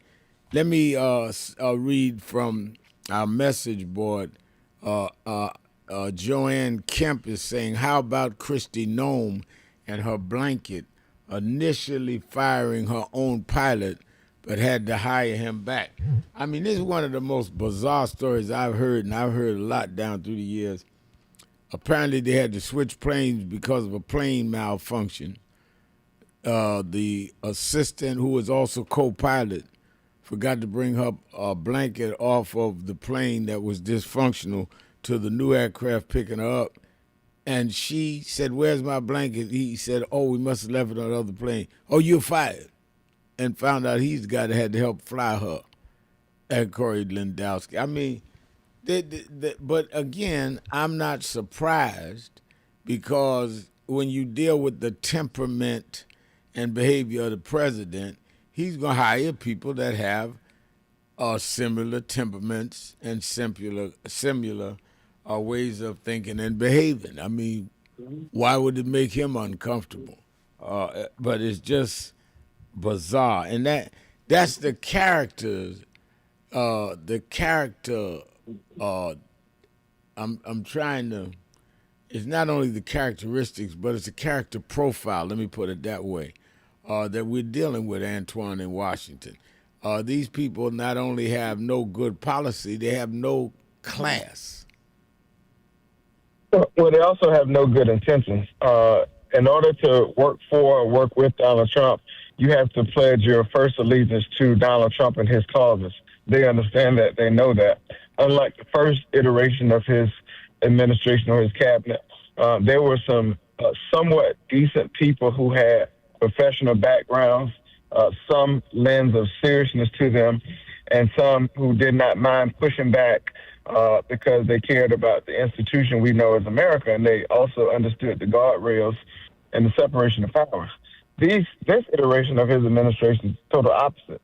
And Rev, as Michelle Obama said at one point in time, the presidency does not change who you are, it reveals who you are. Right. These cabinet jobs does not change who people are, it reveals who they already were, and now we're just being exposed to it. And shame on any Democratic senator who voted to confirm any of these unqualified, unserious people, regardless of what the institution may have allowed in the past, because Republicans would have not done the same. No way RFK should be the HHS secretary right now. No way Kristi Noem should be DHS secretary right now. Absolutely agree. Let's go to Disco Brian in Philadelphia, Pennsylvania, WURD. Disco Brian. Gracious to be here with such moral clarity and leadership. Rev, on Friday, you and I were discussing the danger of Rogan in the manosphere before another caller called to say how he was a big fan of the manosphere and proceeded to spew a bunch of garbage about Jasmine Crockett and brag about how he was donating money to her Democratic primary challenger. Someone I would say is the poster child of white mediocrity, James Tallarico. But Rev, Rogan, as we were talking about before he kind of derailed the discussion, and other people brought up on Friday, Rogan has repeatedly platformed Elon Musk, of course, including on the day before the 2024 election, when both warned that a President Harris administration would target them and claimed that only Trump could, quote, save democracy. And then Rogan endorsed Trump that same day, a move many analysts believe influenced the election outcome. And then, of course, after attending the inauguration in 2025, Rogan later laughed with Musk, who came back on the show, about Musk's widely condemned arm gestures, which historians and authoritarianism scholars have compared to Hitler-era salutes. Rev and Antoine, I don't know if you've seen this. I hate to bring it up, but it seems important. Musk just posted this yesterday on Twitter. Quote, "For a country to survive, there has to be a common culture. Nobody dies to defend a, quote, multicultural economic zone." And here is the most important part of the tweet. Quote, "American culture with its English, Scots, Irish origin is great and worth fighting for."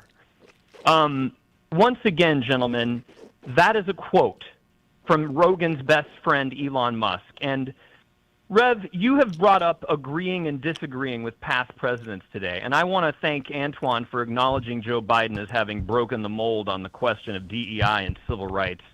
But I also want to disagree sharply with one of my favorite living legends who happened to be president, Barack Obama, especially on the question of Joe Rogan.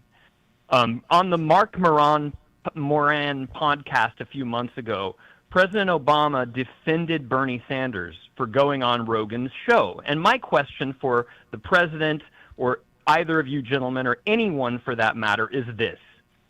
What is there to be gained from pro-democracy advocates or civil rights leaders, although they're never invited, what is to be gained from going on to the Joe Rogan show only to laugh with him and find common ground with him, as Bernie and James Tallarico have done? I would love an answer to that question, gentlemen, if you have it. Thank you so much. All right, thank you for your call. We'll talk about it after the break. Let's take a break. Keeping it real. Sharpton. See right. Be right back. Good morning, everybody. Governor Westmore. And as a former honoree of the National Action Network's Dr. Martin Luther King Jr. Breakfast, I want to begin by recognizing the leadership of this great organization. My guy, Reverend Sharpton, you're one of a kind.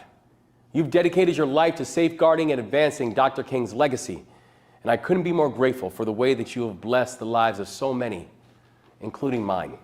I also want to thank Ebony Riley and her team, and Andrea Waters King and the entire King family. Your work continues to shape national conversations about equity and justice, and you inspire so many to pursue their own path in public service. And finally, I am thrilled to congratulate today's Visionary Award recipient, my guy, Mayor Brandon Scott. Mr. Mayor, you deserve this honor. Your leadership is turning your vision for Baltimore into a Baltimore where we can all thrive, helping to drive down historic lows in crime. A Baltimore that has one of the fastest growing economies in the country. You've been an incredible partner in this work, my man. A strong leader for the city, and most importantly, a devoted friend and father. So congratulations, Brandon. And thank you to everyone here who is working to strengthen our communities, to broaden opportunities, and most importantly, to serve the people.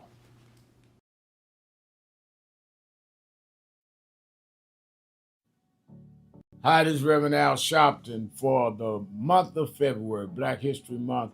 The Saturday Action Rally will be at Mother AME Zion Church, 137th Street, between Lenox and 7th Avenues from 9 a.m. to 11 a.m. We're glad as we transition into our new headquarters.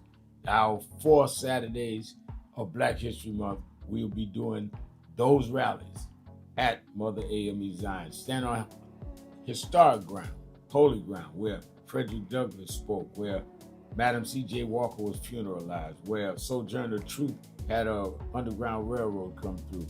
I'm so excited about being there as it prepares us to move on to our new headquarters. Let's go back and stand on the rock that our people stood on for decades.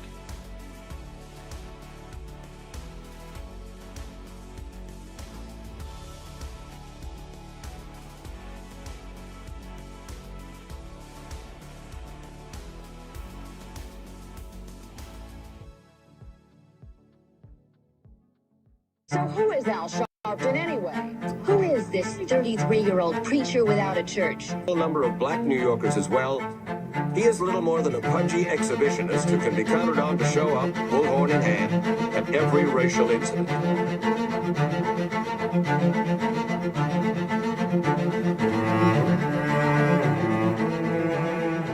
I often quote Mark Twain saying, "The two most important moments in life is the moment you are born and the moment you find out why you were born." I had a very troubling conversation the other day that prompted me to do this little video. Young man that I've known a while came to me and he was crushed. I mean, really crushed, because people were criticizing his work. He's in the ministry, but he's also an actor. And he said he couldn't understand why people were jumping all over, criticizing him, trying to find scandalous and derogatory things about him.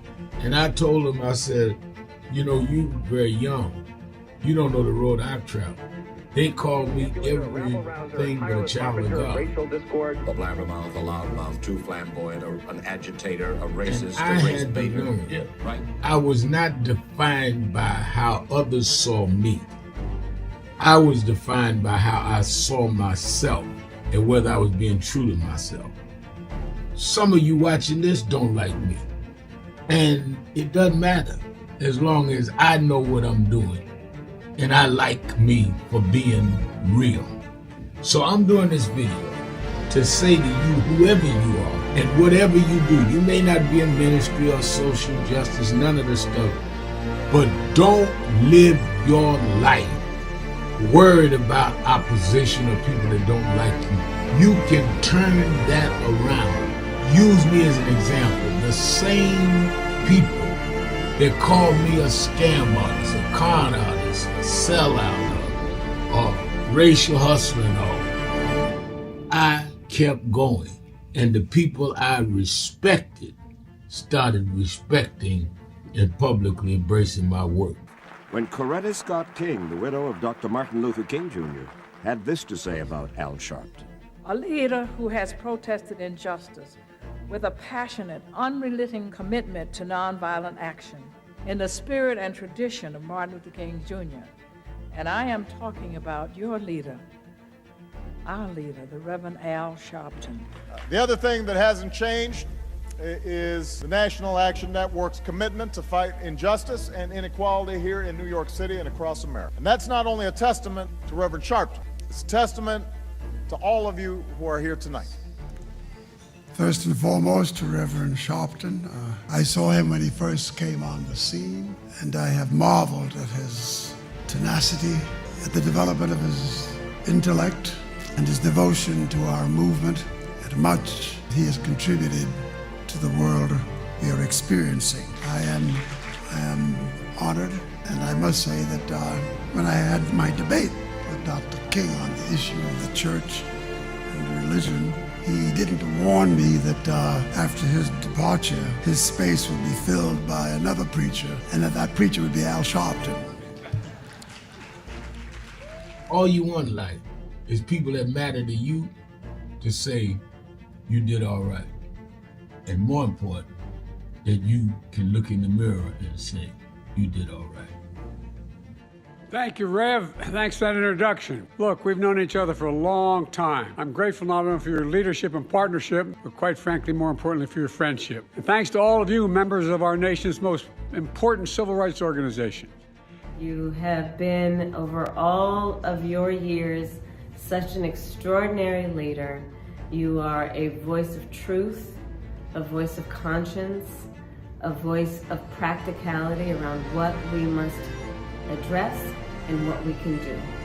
And I thank you so much for your friendship. I remember that most of the youth around Al's age, he was about 12, wanted to be like Connie Hawkins, a great basketball player, legend, or Earl the Pearl, or Clyde Frazier. Al wanted to be like Al. Keeping it real. I'm your host. He was very close Reverend to Al Sharpton. William Augustus Jones, powerful preacher on social Antoine justice. C. Wright is our co-host. And let me say again, by way of announcements, Don't forget to watch Politics Nation every Saturday and Sunday, 5 p.m. Eastern Time on MS Now, formerly MSNBC, MS Now. And we had a great weekend. We had everyone on from ranking member of Homeland Security, Congressman Benny Thompson, the chair lady of the Women's Democratic Caucus in Congress. We had Keith Ellison, the Minnesota Attorney General, on. We had the governor of Kentucky on. We had Antoine Seawright on. I don't waste your time. I get the heavyweights on to talk about what matters, not gossip, not having some of my buddies pontificating on how bright they are, but governors, congressmen, what is going on? Why are we not getting relief? What is happening with this, that, or the other? So watch Politics Nation every Saturday and Sunday, and many of you I know do because I read the ratings every Tuesday, and they're very encouraging, but we won't even do more. And you that in the New York, New Jersey, Connecticut area, meet me at the Saturday Action Rally in Harlem. For the month of February, we're at the historic Mother Amy Zion church where Frederick Douglass spoke, church where Paul Robeson was a member. His brother was pastor. In fact, somebody sent me a video of Paul Robeson talking about this church. I'm going to post it on my social media. And Madam C.J. Walker was funeralized there. Sojourner Truth came through that church going north, and it was at the altar of that church she changed her name to Sojourner Truth from a slave name. So it's in that historic setting we're doing our Black History Month Saturday Action rallies as we go through the transition to our new headquarters that you're going to really like.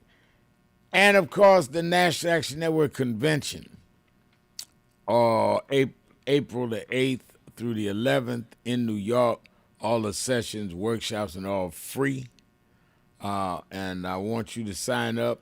We are very close to capacity in terms of our sign-up list. We're like at about close to 4,500. 5,000, I cut it off because you have to have room for the students that are coming from our tour, from people just in the tri-state area that's going to come. We had over 10,000 people come through the convention last year. I'm sure we'll do more. This is our 35th anniversary, and we have these kind of sign-ups, and I haven't even announced who's coming. No speaker, no workshop, no entertainer.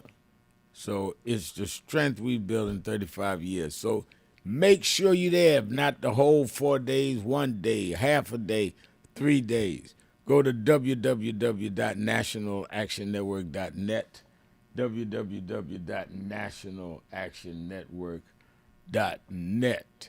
And I see Juanita Jones on our message board saying, good day.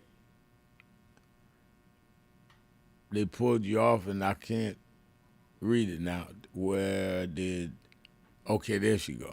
Good day, Rev. I enjoy you on Morning Joe. Admittedly, I only watch when you're on because I know you are going to drop the words of wisdom and make statements that are applicable to pressing issues. Well, I try to do that. I'll be on again in the morning. I was on this morning.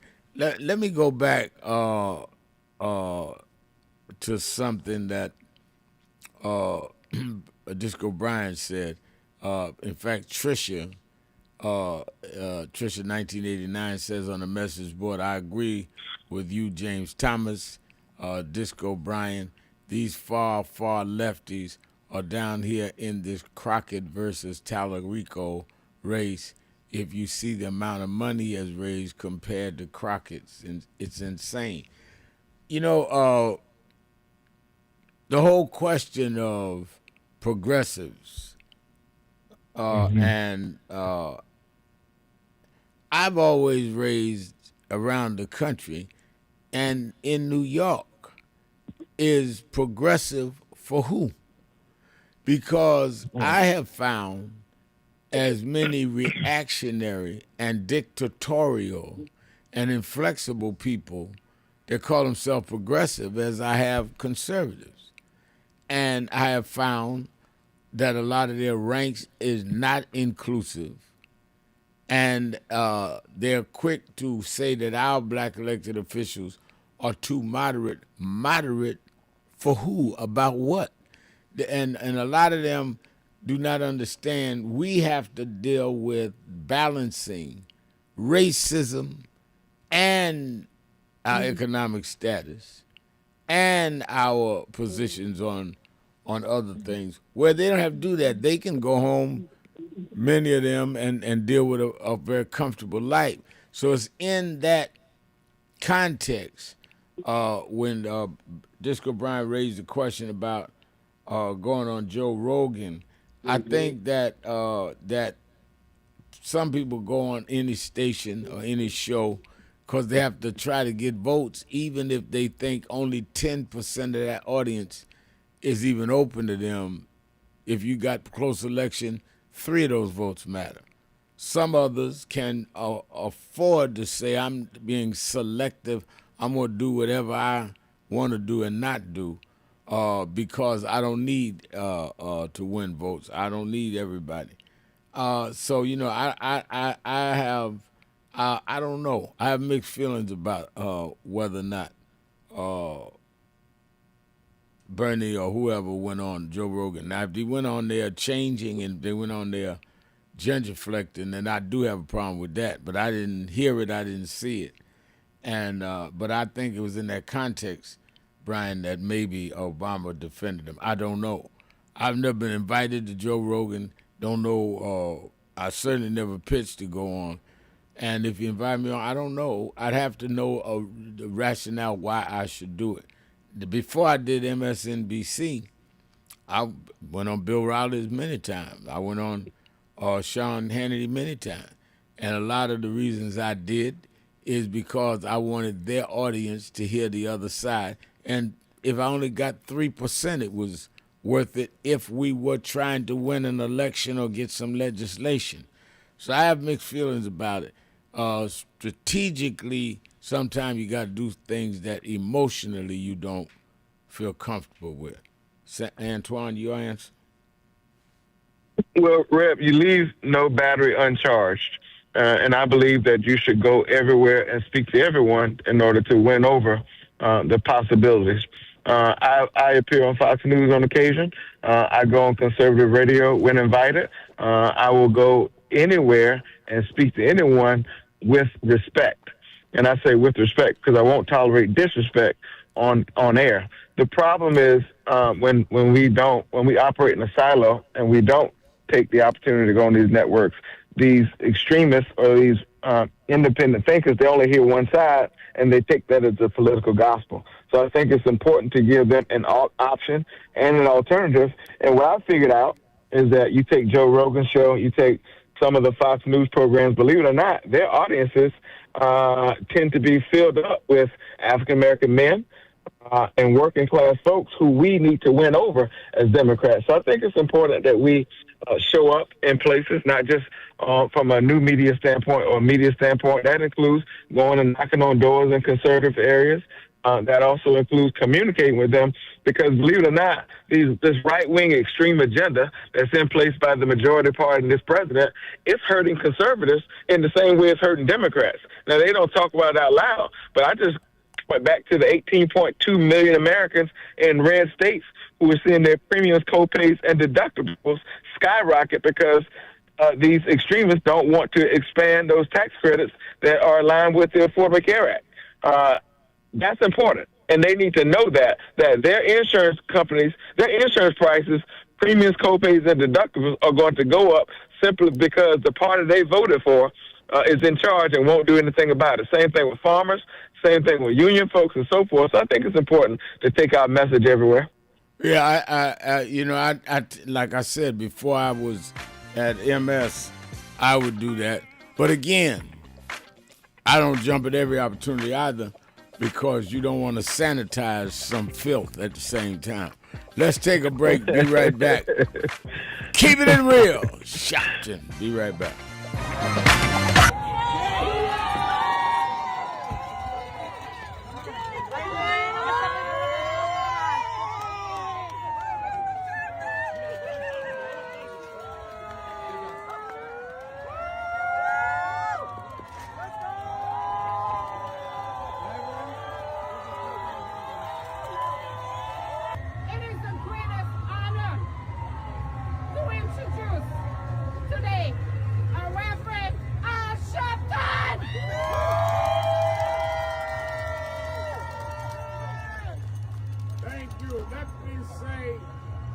I wanted to come today on Martin Luther King Day. Because Martin Luther King died in Memphis fighting for wages for garbage workers. And I believe he would want those of us that come in his tradition to be standing with nurses and standing with those that should be getting wages for saving the lives and caring for people that the private hospitals and other hospitals seem not to care about. How can you spend King Day and turn your back on people that are working and not insured right and not given the right wages and not given the right respect when they're taking care of our afflicted, our ill, our infirm? In the name of Martin Luther King, I join the nurses in demanding justice for the nurses.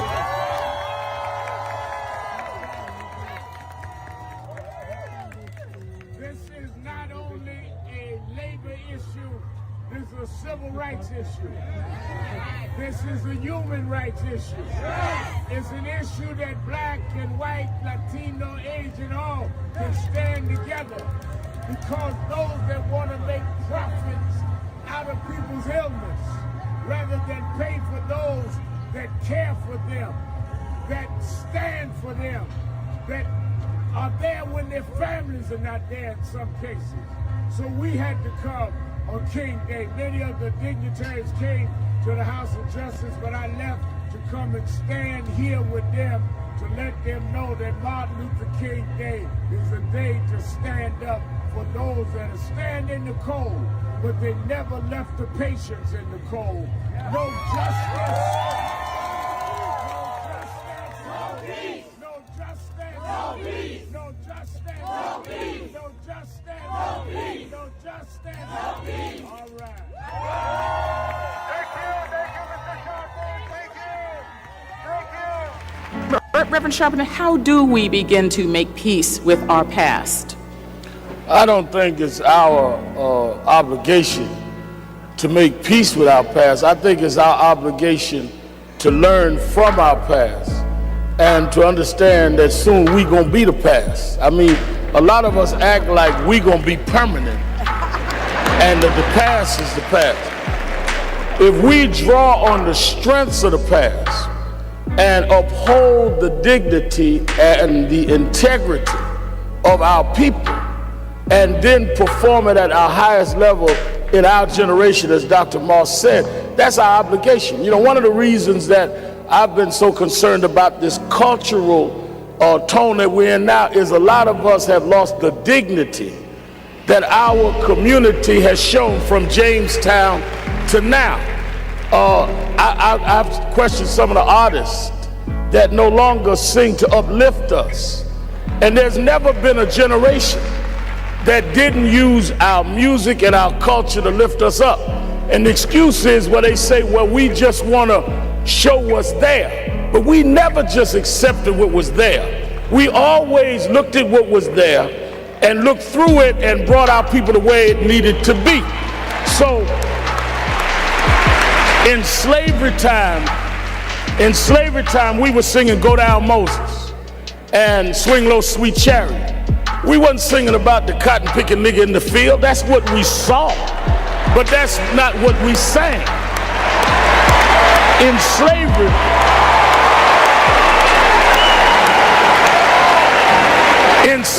in segregation time, we were singing We Shall Overcome. Ain't gonna let nobody turn me around. We wasn't singing the hoe in the back of the bus. So where is this coming from? And that's what we need to challenge. I wish, all of this about our friend Barack announced it today. I wish Obama had announced here, because Lincoln did not free us. The abolitionist movement freed us. Lincoln accommodated to freedom fighters. He was not a freedom fighter. Kennedy accommodated the king. Johnson accommodated the king. We got to quit giving the wrong people credit for our history.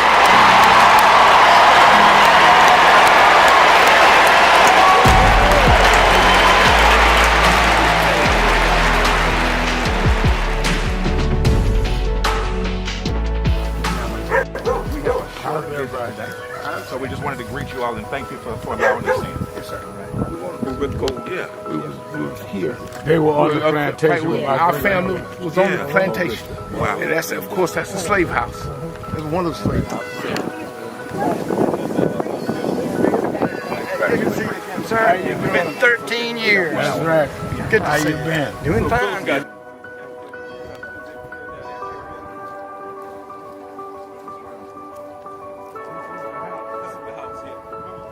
Right, last time. And we, Alexander Sharpton.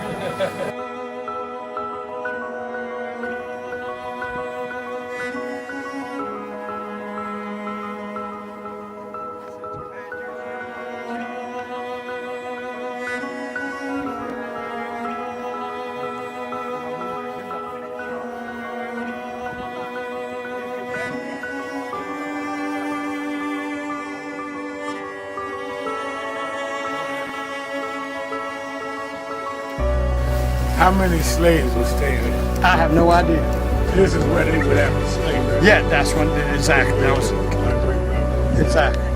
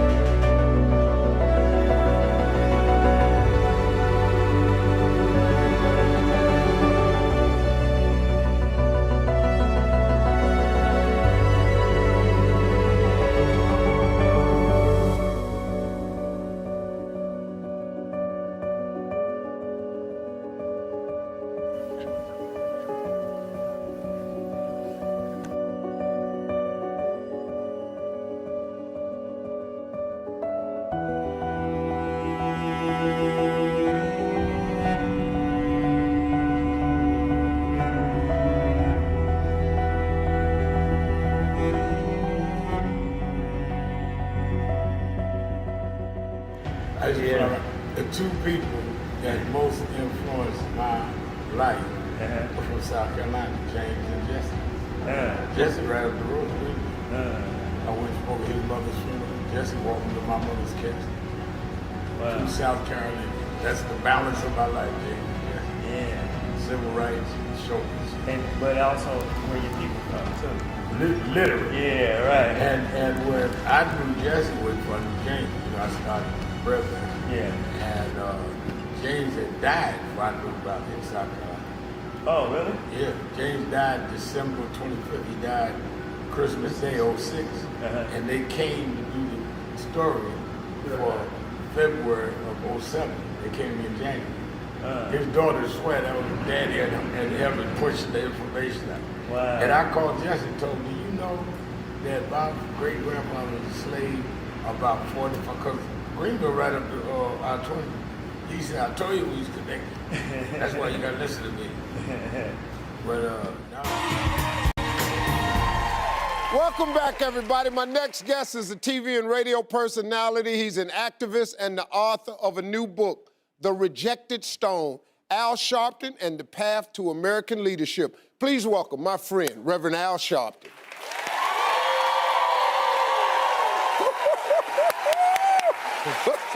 Ram, how you doing? Good. Look at you.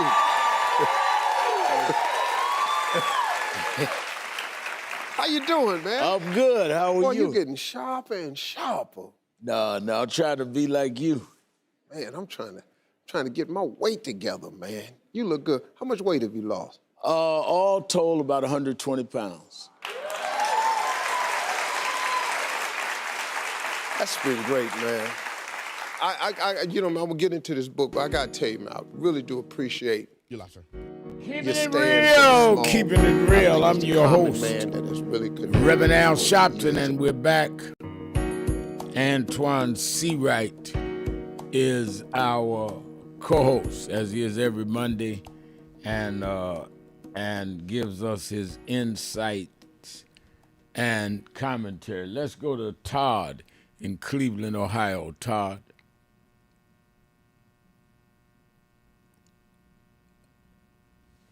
Okay, you should be able to hear me now. I hear you, yes. All right, Reverend Al Sharpton, Antoine Seawright. So I commonly call on President's Day.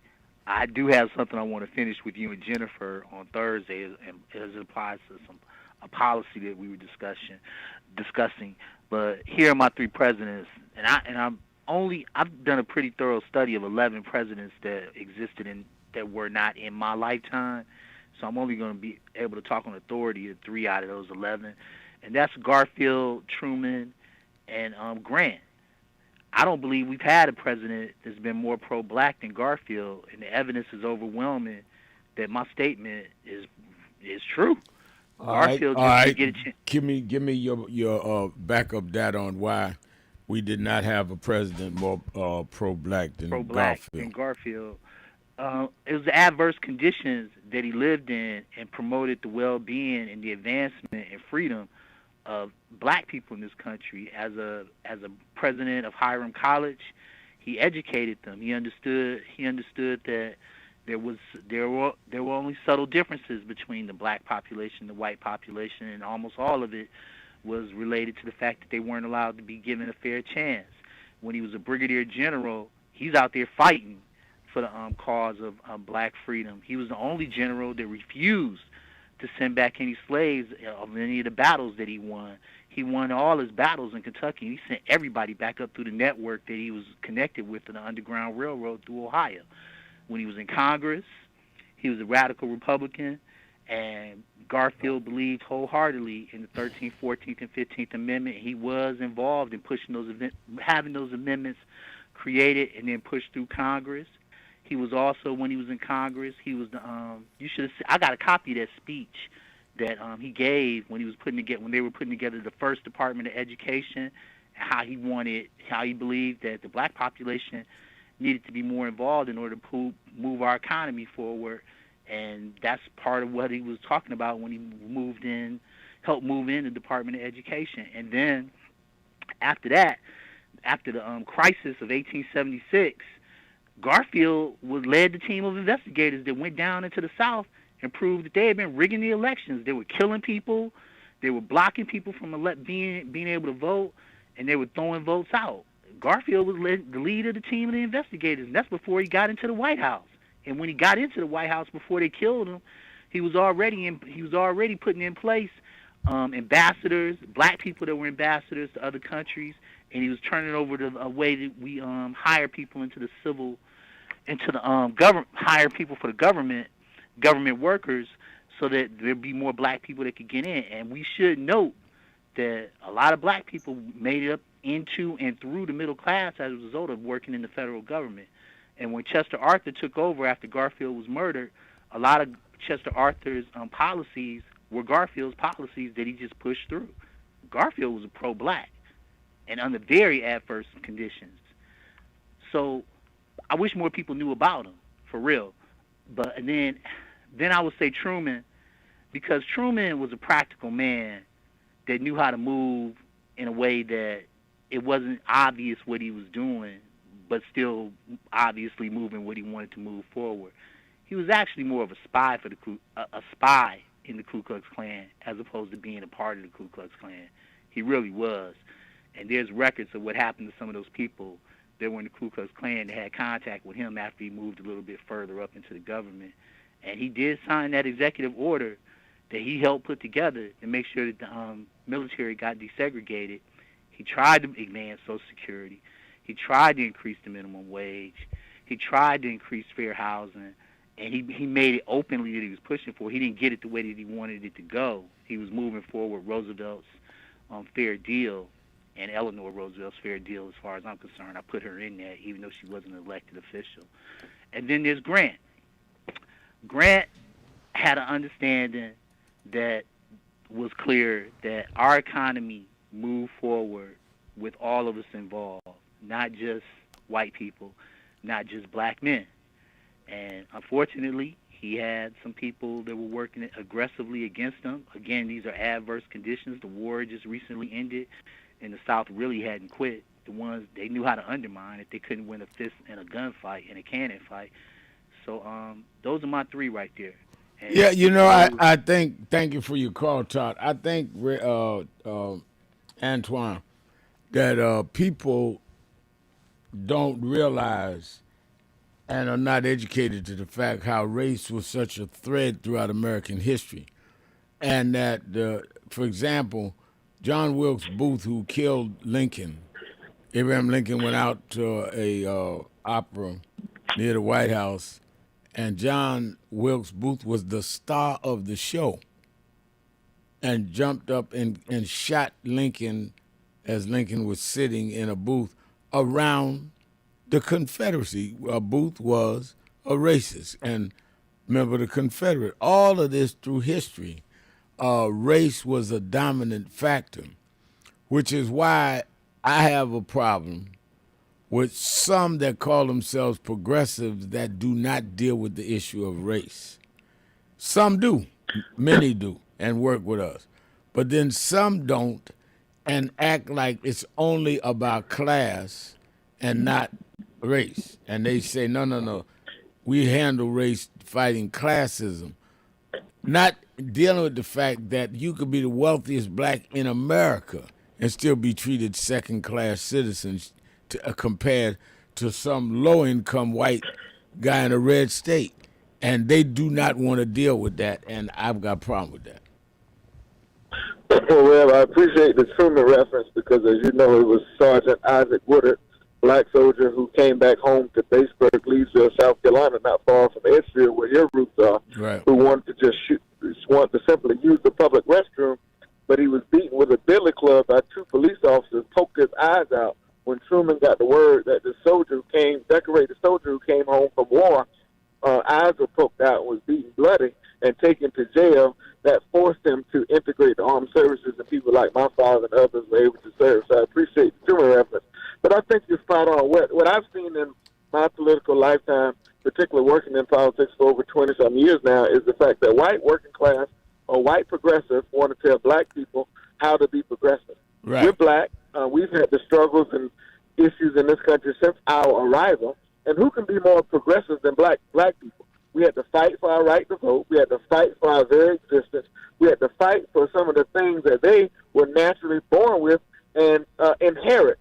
So our progressive does not look like they're progressive. The difference between us and them is we tend to be pragmatic progressives, meaning realistic in our expectations because we've been treated like second-class citizens, in most cases, by some who are supposed to be sharing the same ideology and politics as us, but want to do it when it's convenient.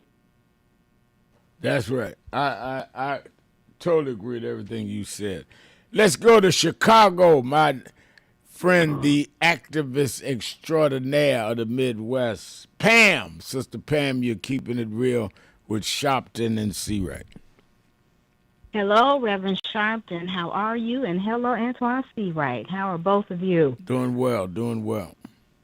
Good. Overall, we're well here in Chicago. Got early voting coming up. Primaries, I think, on the 17th. Yeah, mid-March, 17th. Yes, right. I believe so. Mm-hmm. So, U.S. Senate up for grabs and, really just trying to get all the information and want to make the, most informed choice.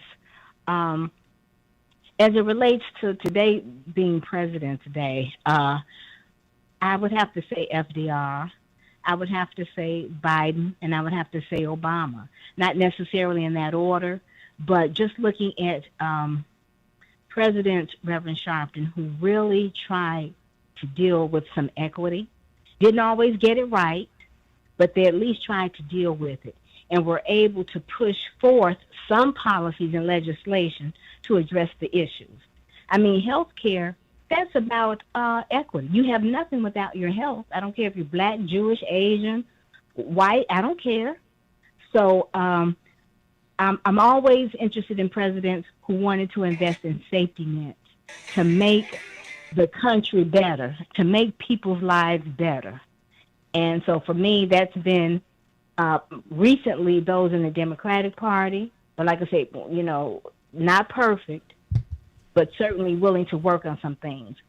So, Antoine, I wanted to ask you, with the mobilization of voters as we're coming upon the elections, do we have any insight as to how we're trying to mobilize the almost, 400,000 or 300,000 black women who were fired from the federal payroll, and I think it was up to almost 150 black men.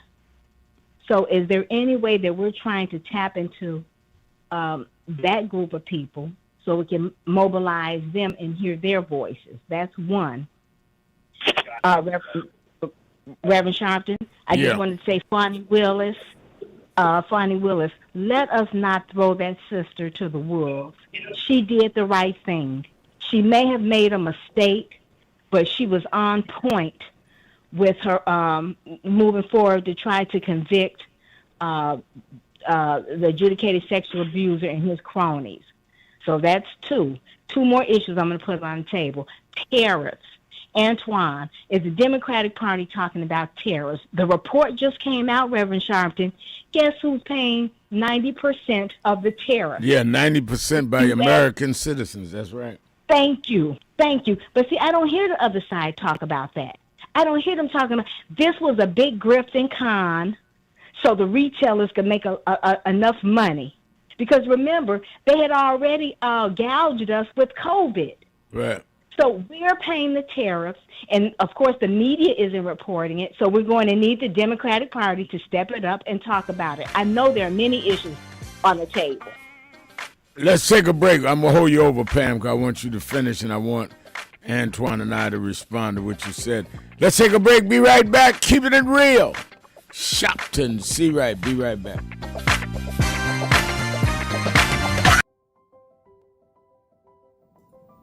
Hi, it's Reverend Al Sharpton, President and founder of National Action Network. We are at the very end of 2025, and I want to first say that I want to thank all of the officers, chapter leaders, regional directors, national staff, and certainly National Board of National Action Network for a solid and absolutely incredible year in 2025.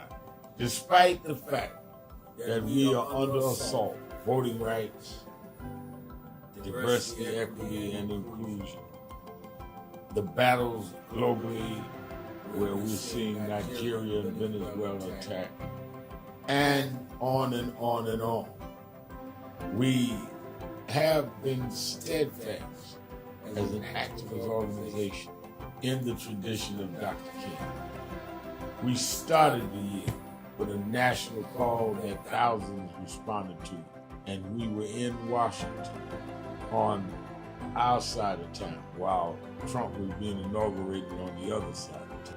And we made a pledge.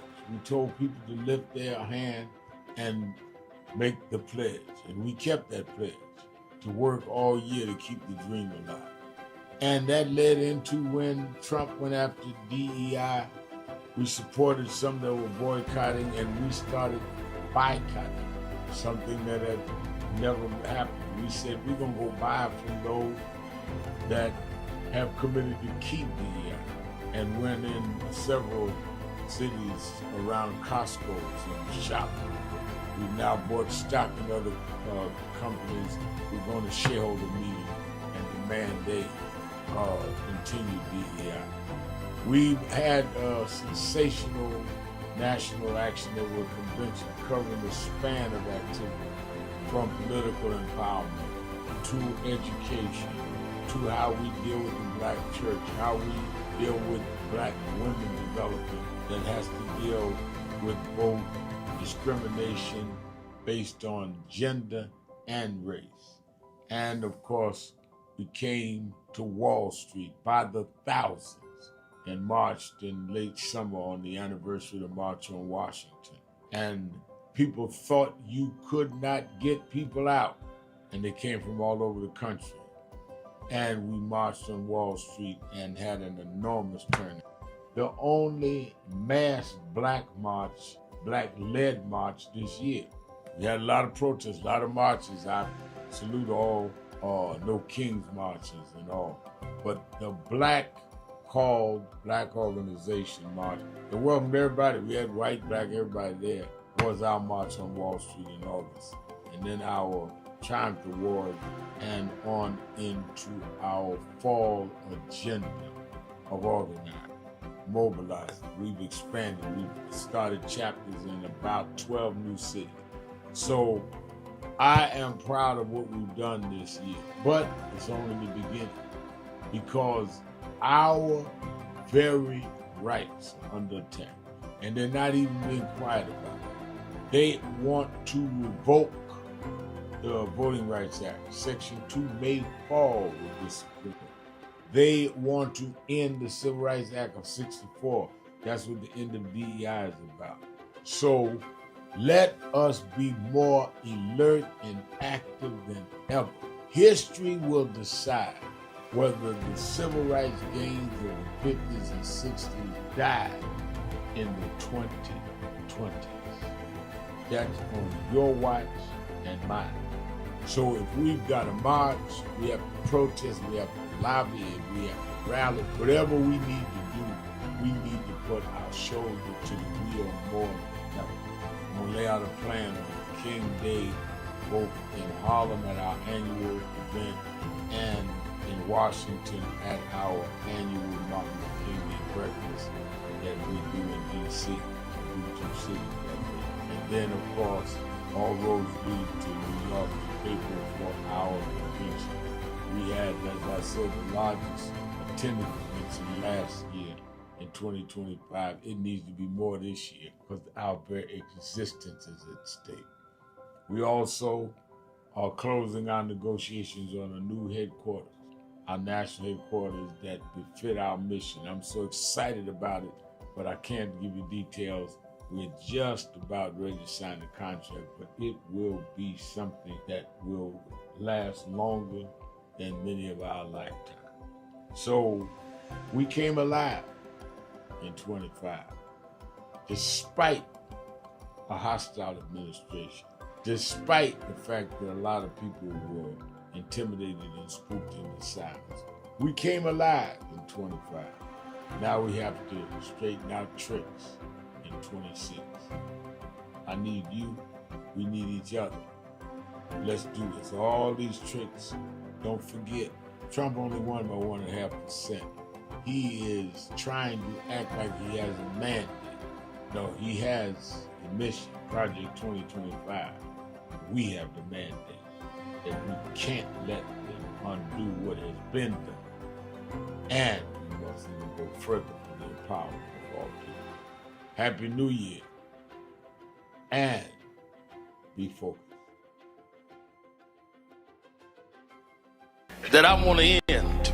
He talked about the dry bones in the valley. I'll tell you that. The only reason that the wind could blow life into the bones is because at some point they had to be connected. If the wind had blown into a disconnected body, it still wouldn't have worked.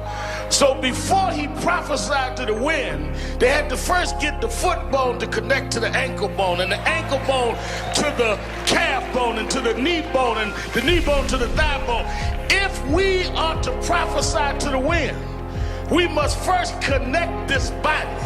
We must connect Eddie Long to Farrakhan and Cornel West to Elders and Lowry to Sharpton. If we can connect this body, then God will blow the breath of life into our community.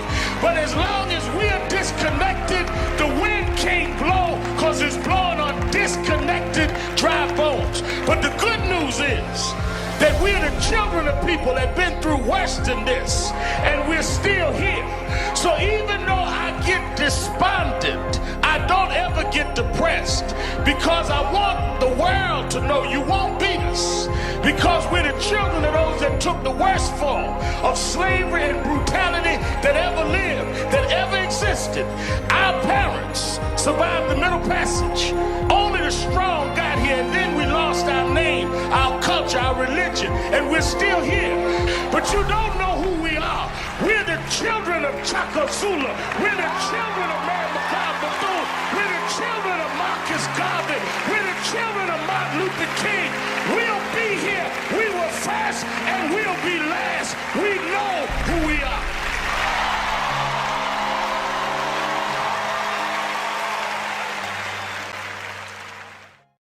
King, Dr. Richardson, most of all, let me thank Reverend Al Sharpton for bringing us all here together today.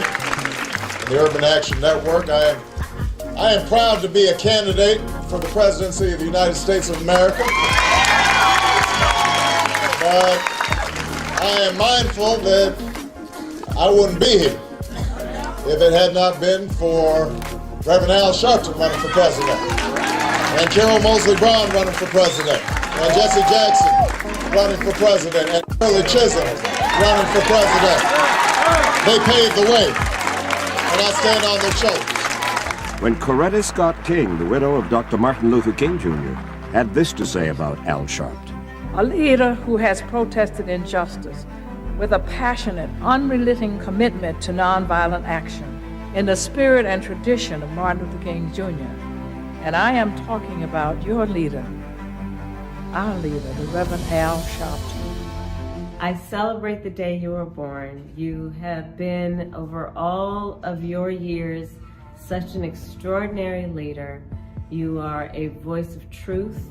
Keeping it real, keeping it real. I'm your host, Reverend Al Sharpton. Address. Antoine Seawright is our co-host. Antoine, I think we had some questions raised by Todd. You want to go first? Well, Rev, I think I think we put a bow on Todd, but Pam had some questions. I'm sorry, I said Todd. I meant Pam.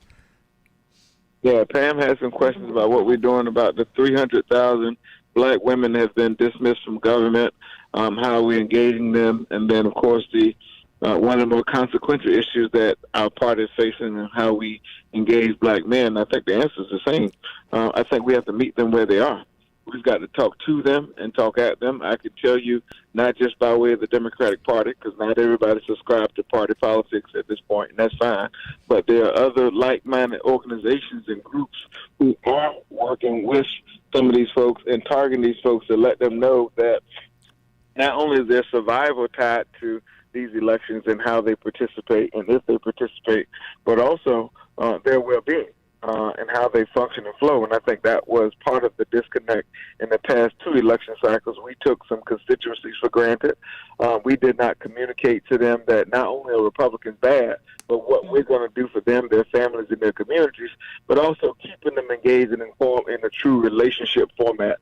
Relationships takes communication, it takes spending time, but it also keeps, it requires you to stay engaged and stay involved. And I think we've done a piss poor job on the relational building part. And I think we are learning our lessons from the last election cycle. If that answers your question, Pam. I think that generally I agree with that before Pam responds.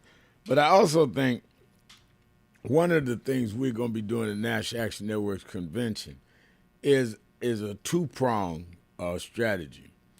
And that is that one, Pam and Antoine, we've got to go back and energize our regular base that's been neglected. And I'm talking about the people in the barbershops, the beauty parlors that go to church, your regular core that has felt that we are so busy going to others that we may or may not get, that we neglect dealing with on-the-ground stuff with on-the-ground people every day. We're going to have one sense of how to organize that, and then the other sense is how we reach out to younger voters, women voters, and et cetera, that have not been engaged. One of the things that we've seen, and I've been looking at the data from the HBCU tour that National Action Network's been doing with Reverend Cassius Rudolph on our staff, and I've done maybe 3 or 4 of the cities. I'm going to do 3 or 4 more, but they've been doing, they're going to do up to 18 cities. A lot of our young people in these colleges are not involved because no one came to get them, and no one came to talk to them, and no one has exposed them to the issues and how it directly affects them. So we get the perception, because we see some young students maybe demonstrating on campus, that all the students in the school is with that, when they're not even aware of the issues and how it applies to them. So I think we got to go down to back to some basic organizing and some basic information. I ask people when I go and preach at various churches how involved they are. Their churches are not involved.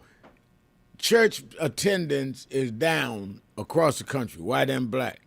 But it's still the largest weekly gathering place black folks attend. There's nothing else that black folks do at those numbers, though they were not what they were 40 years ago. They're more than anything else. Why would you write that off? And I think that is why I agree with Antoine, Pam, that a lot of the progressives, even though I may agree with some of their policies, some I don't, but they have no familiarity with our culture. So they talk for us and at us and not to us. I appreciate the response of both of you, and so I'm going to try to engage the younger people as much as I possibly can.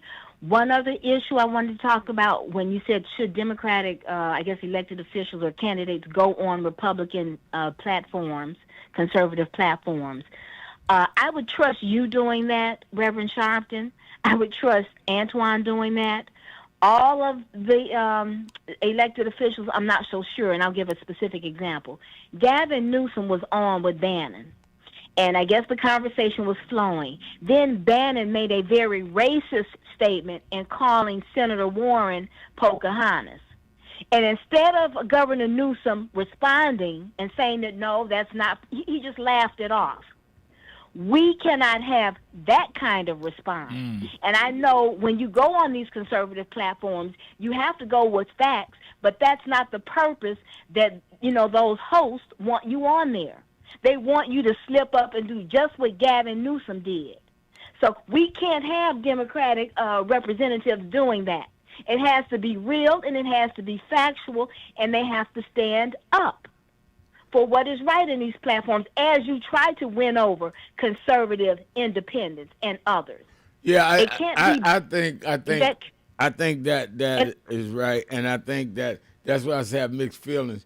I don't just unilaterally say don't go on the platforms, but I do say if you go, you got to stand up. And I had the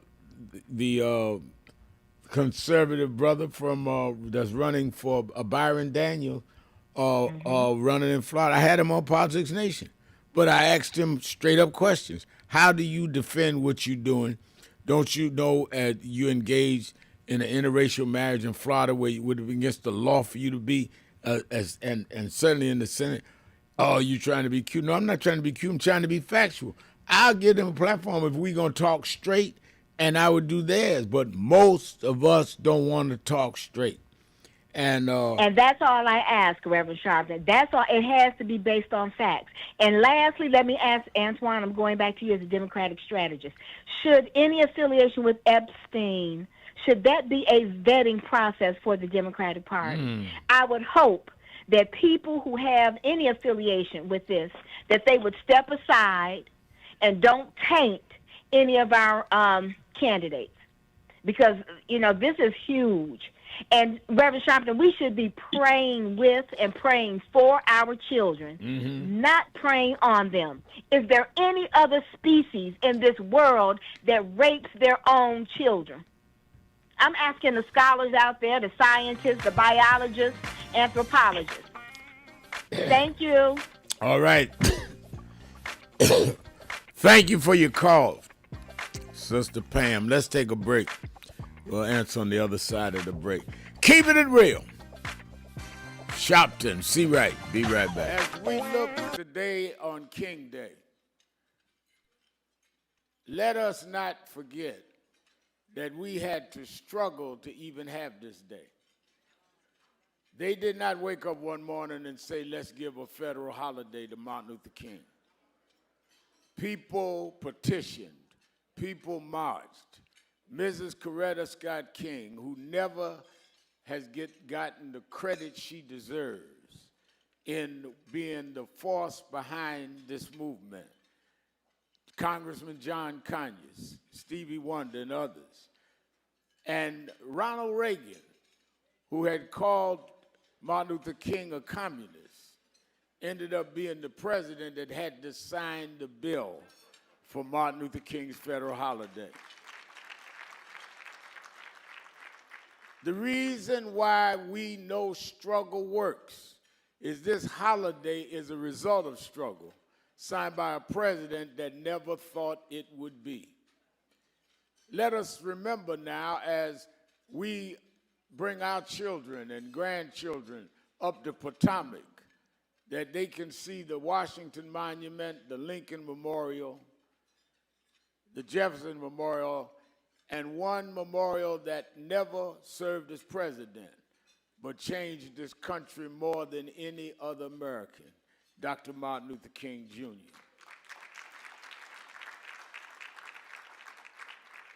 But we gather this morning because everything Dr. King stood for is at risk.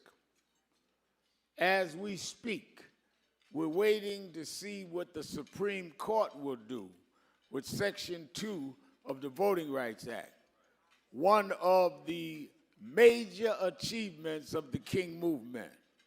As we speak this morning, this sitting president has declared war on DEI, diversity, equity, and inclusion, which is the core of the Civil Rights Act of '64. We are under attack, and we should not be taking this as a day off. This is a day on to fight to keep what was maintained. To see, I remember 6 years ago, Martin III and I were in Minneapolis leading the marches around George Floyd. I did the eulogy at his funeral. 6 years later, we see a white female, unarmed, killed in Minneapolis. We see people being racially profiled. We see that there are those that would want this to be the last federal holiday named after King. Don't you be deceived. This sitting president and his cohorts would want to end Martin Luther King Day. But just like we will not let them end this day, we will not let them end voting rights and Civil Rights Act and DEI. It's not enough to remember and honor the dreamer and let them kill the dream. And that's why National Action Network has every year started in Washington, D.C. with this breakfast. And then we go to New York with our public policy forum. And every year, we try to set an agenda and go into April. We always have our national convention in April, which is the month Dr. King was killed, to say that they killed the dreamer, not the dream. And those of us that come out of that movement is going to continue to fight.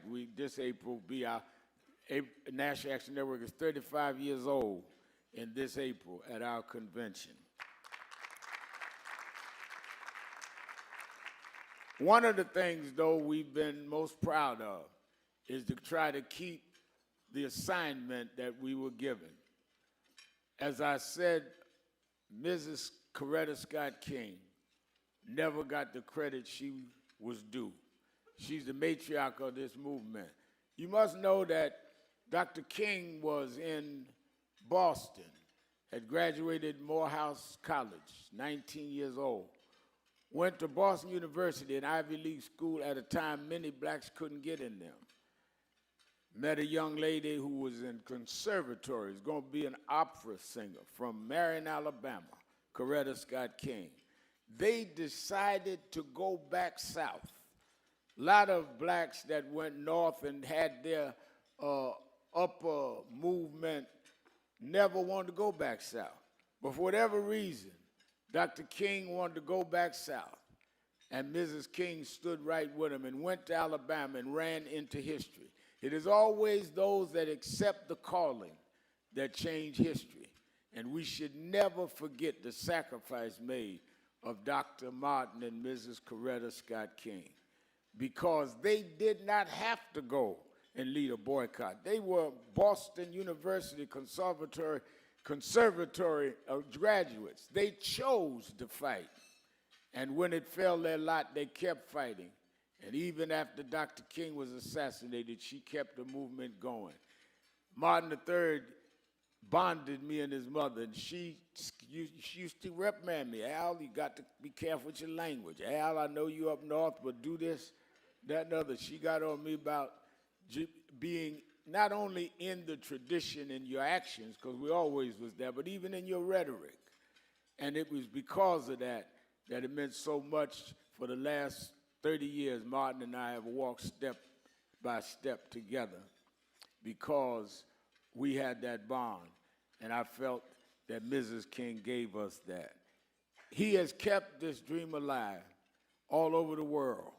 He has worked with the offsprings of Mahatma Gandhi to keep this tradition going. But I thought I knew a lot about how God operates because I've been preaching since I was a little boy. So I thought I'd never see another person in the spirit of Coretta Scott King. But Andrea Waters King walks and talks and operates in the spirit of Mrs. Because sometimes I turn around and think Mrs. King is back. She is more adamant. When Martin and I are saying, well, I don't know about this, she gets us on the Zoom and zooms us up.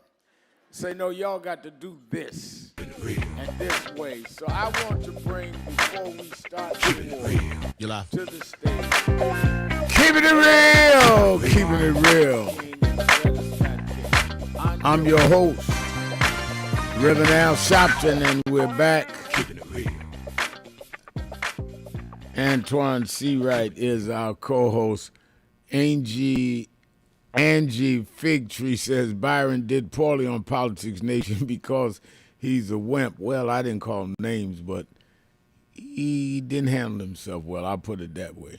But he can always come back. But I'm not going to not ask what I've got to ask.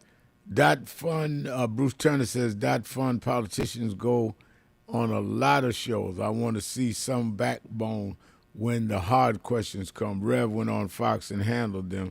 That's what we need to say if they want our vote. That's all I'm saying. I guess the answer is you have to be about what you are about, and that doesn't change.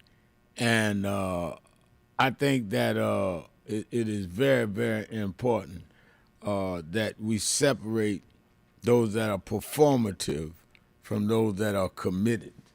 And there is a big difference. Let me go back to the phones. Let's get Cooper from New Jersey. Cooper, you're keeping it real with Sharpton and Seawright. Reverend Al and Brother Antoine, good afternoon. Good afternoon.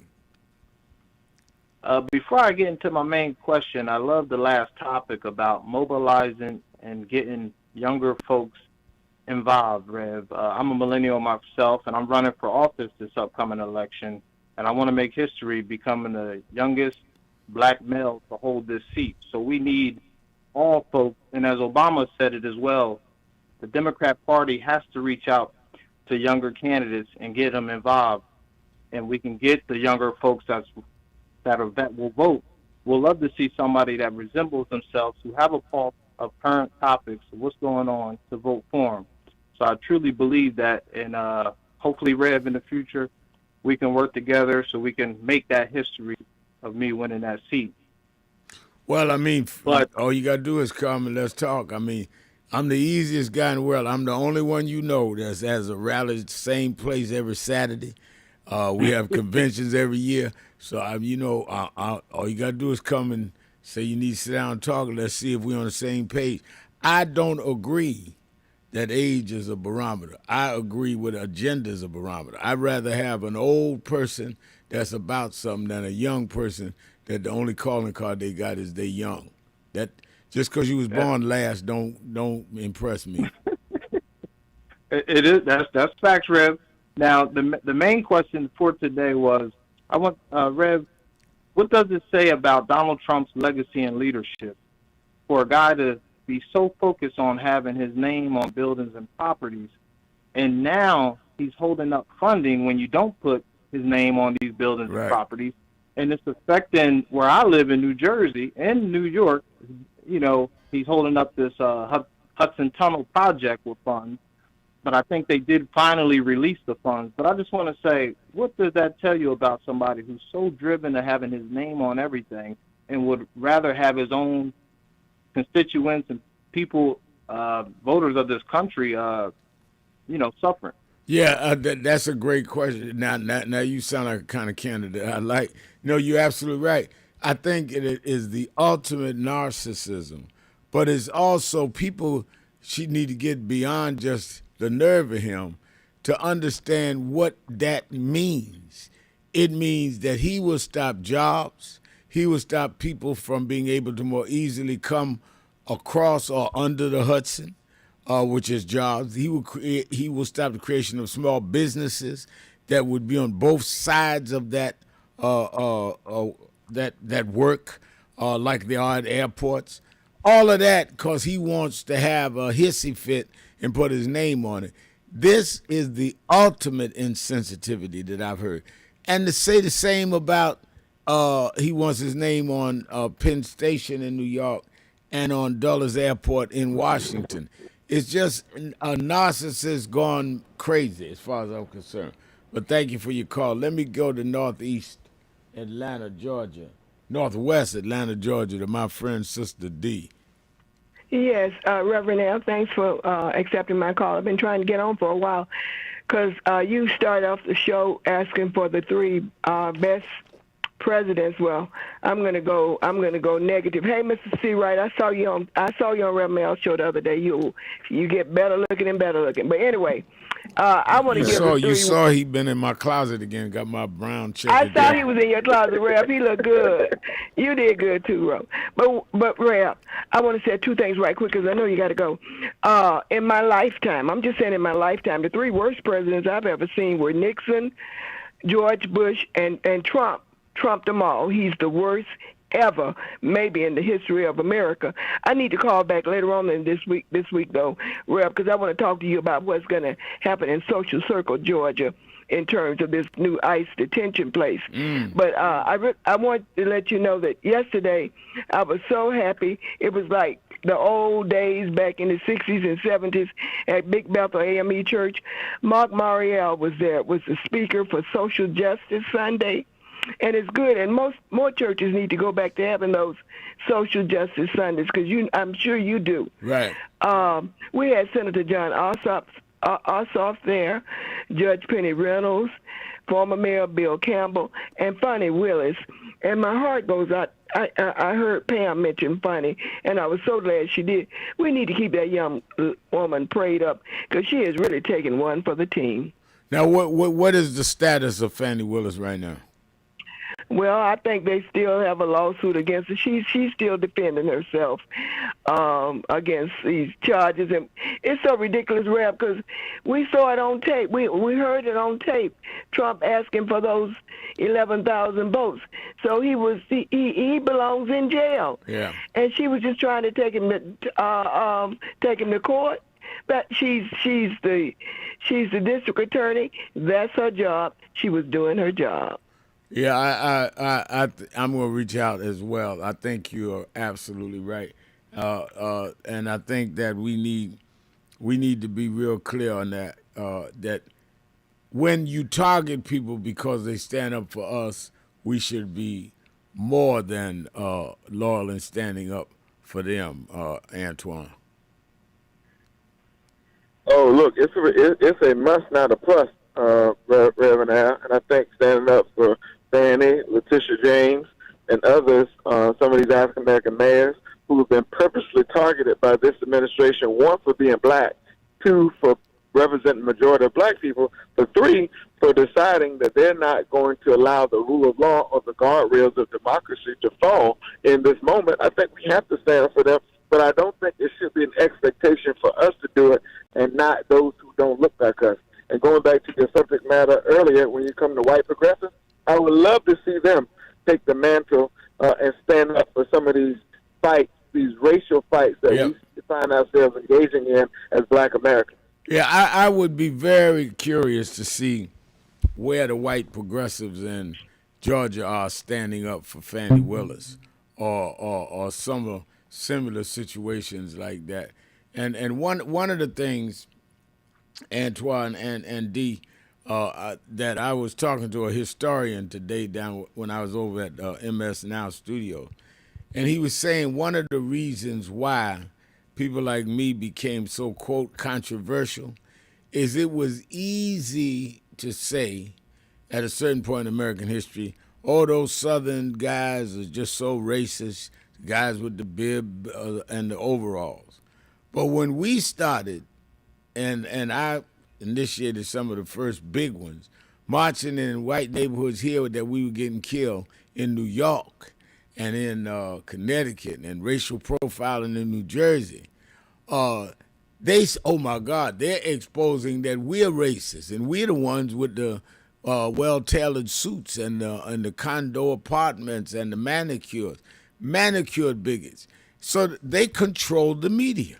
So they made us look like pariahs because we were taking the veil off of them. They were willing at some point to say the Southern whites, since the Civil War, they were racist, but not us. Now you have a president that personifies exactly what I was talking about since the 80s, that there's no difference between a racist in an overall and bib down in Georgia and in a racist with a pinstripe suit on Fifth Avenue that becomes the president of the United States. And they didn't want that, so they control the networks, they control a lot of the media, so they make you look like you're more. What was irresponsible about me marching in areas saying y'all killed somebody out here and we want the murderers to give it up? What's controversial about that? What was controversial is they did not want to be exposed, and they couldn't keep their cousins from running out there calling us the N-word, confirming what we said. So I think that when we challenge all of this, from Fannie Willis to Tish James in the North, we got to understand it's the same spirit and the same bigotry behind it. So that's why we got to stand with Fannie and Tish, because they're not after them, they're after us. And they use them as a example of this is what we'll do to you if you stand up to us. All right. And Rev, I think you're spot on. I also think that if we don't show some resistance now, that we will have at least 3 more years. I say at least because they're trying to not have an election and keep them in office. If we don't stand up now, there will be no limits on what they will do in the future. No limits, and we are doing it to ourselves because we're not even giving them a reason to fear that we coming, because a lot of us are not. I'm sorry for everybody I couldn't get to on the phones. Call in tomorrow. Let me thank Antoine Seawright, as always, standing up with us on Mondays, getting us started, and for being on Politics Nation last night. Let me thank all of you that called in, listened in, you that called in and couldn't get through, but hung in there anyhow. Remember, whatever you do, wherever you go, however you feel, tell somebody, tell anybody, tell everybody. Reverend Al told you personally, keep it real. Keep it real.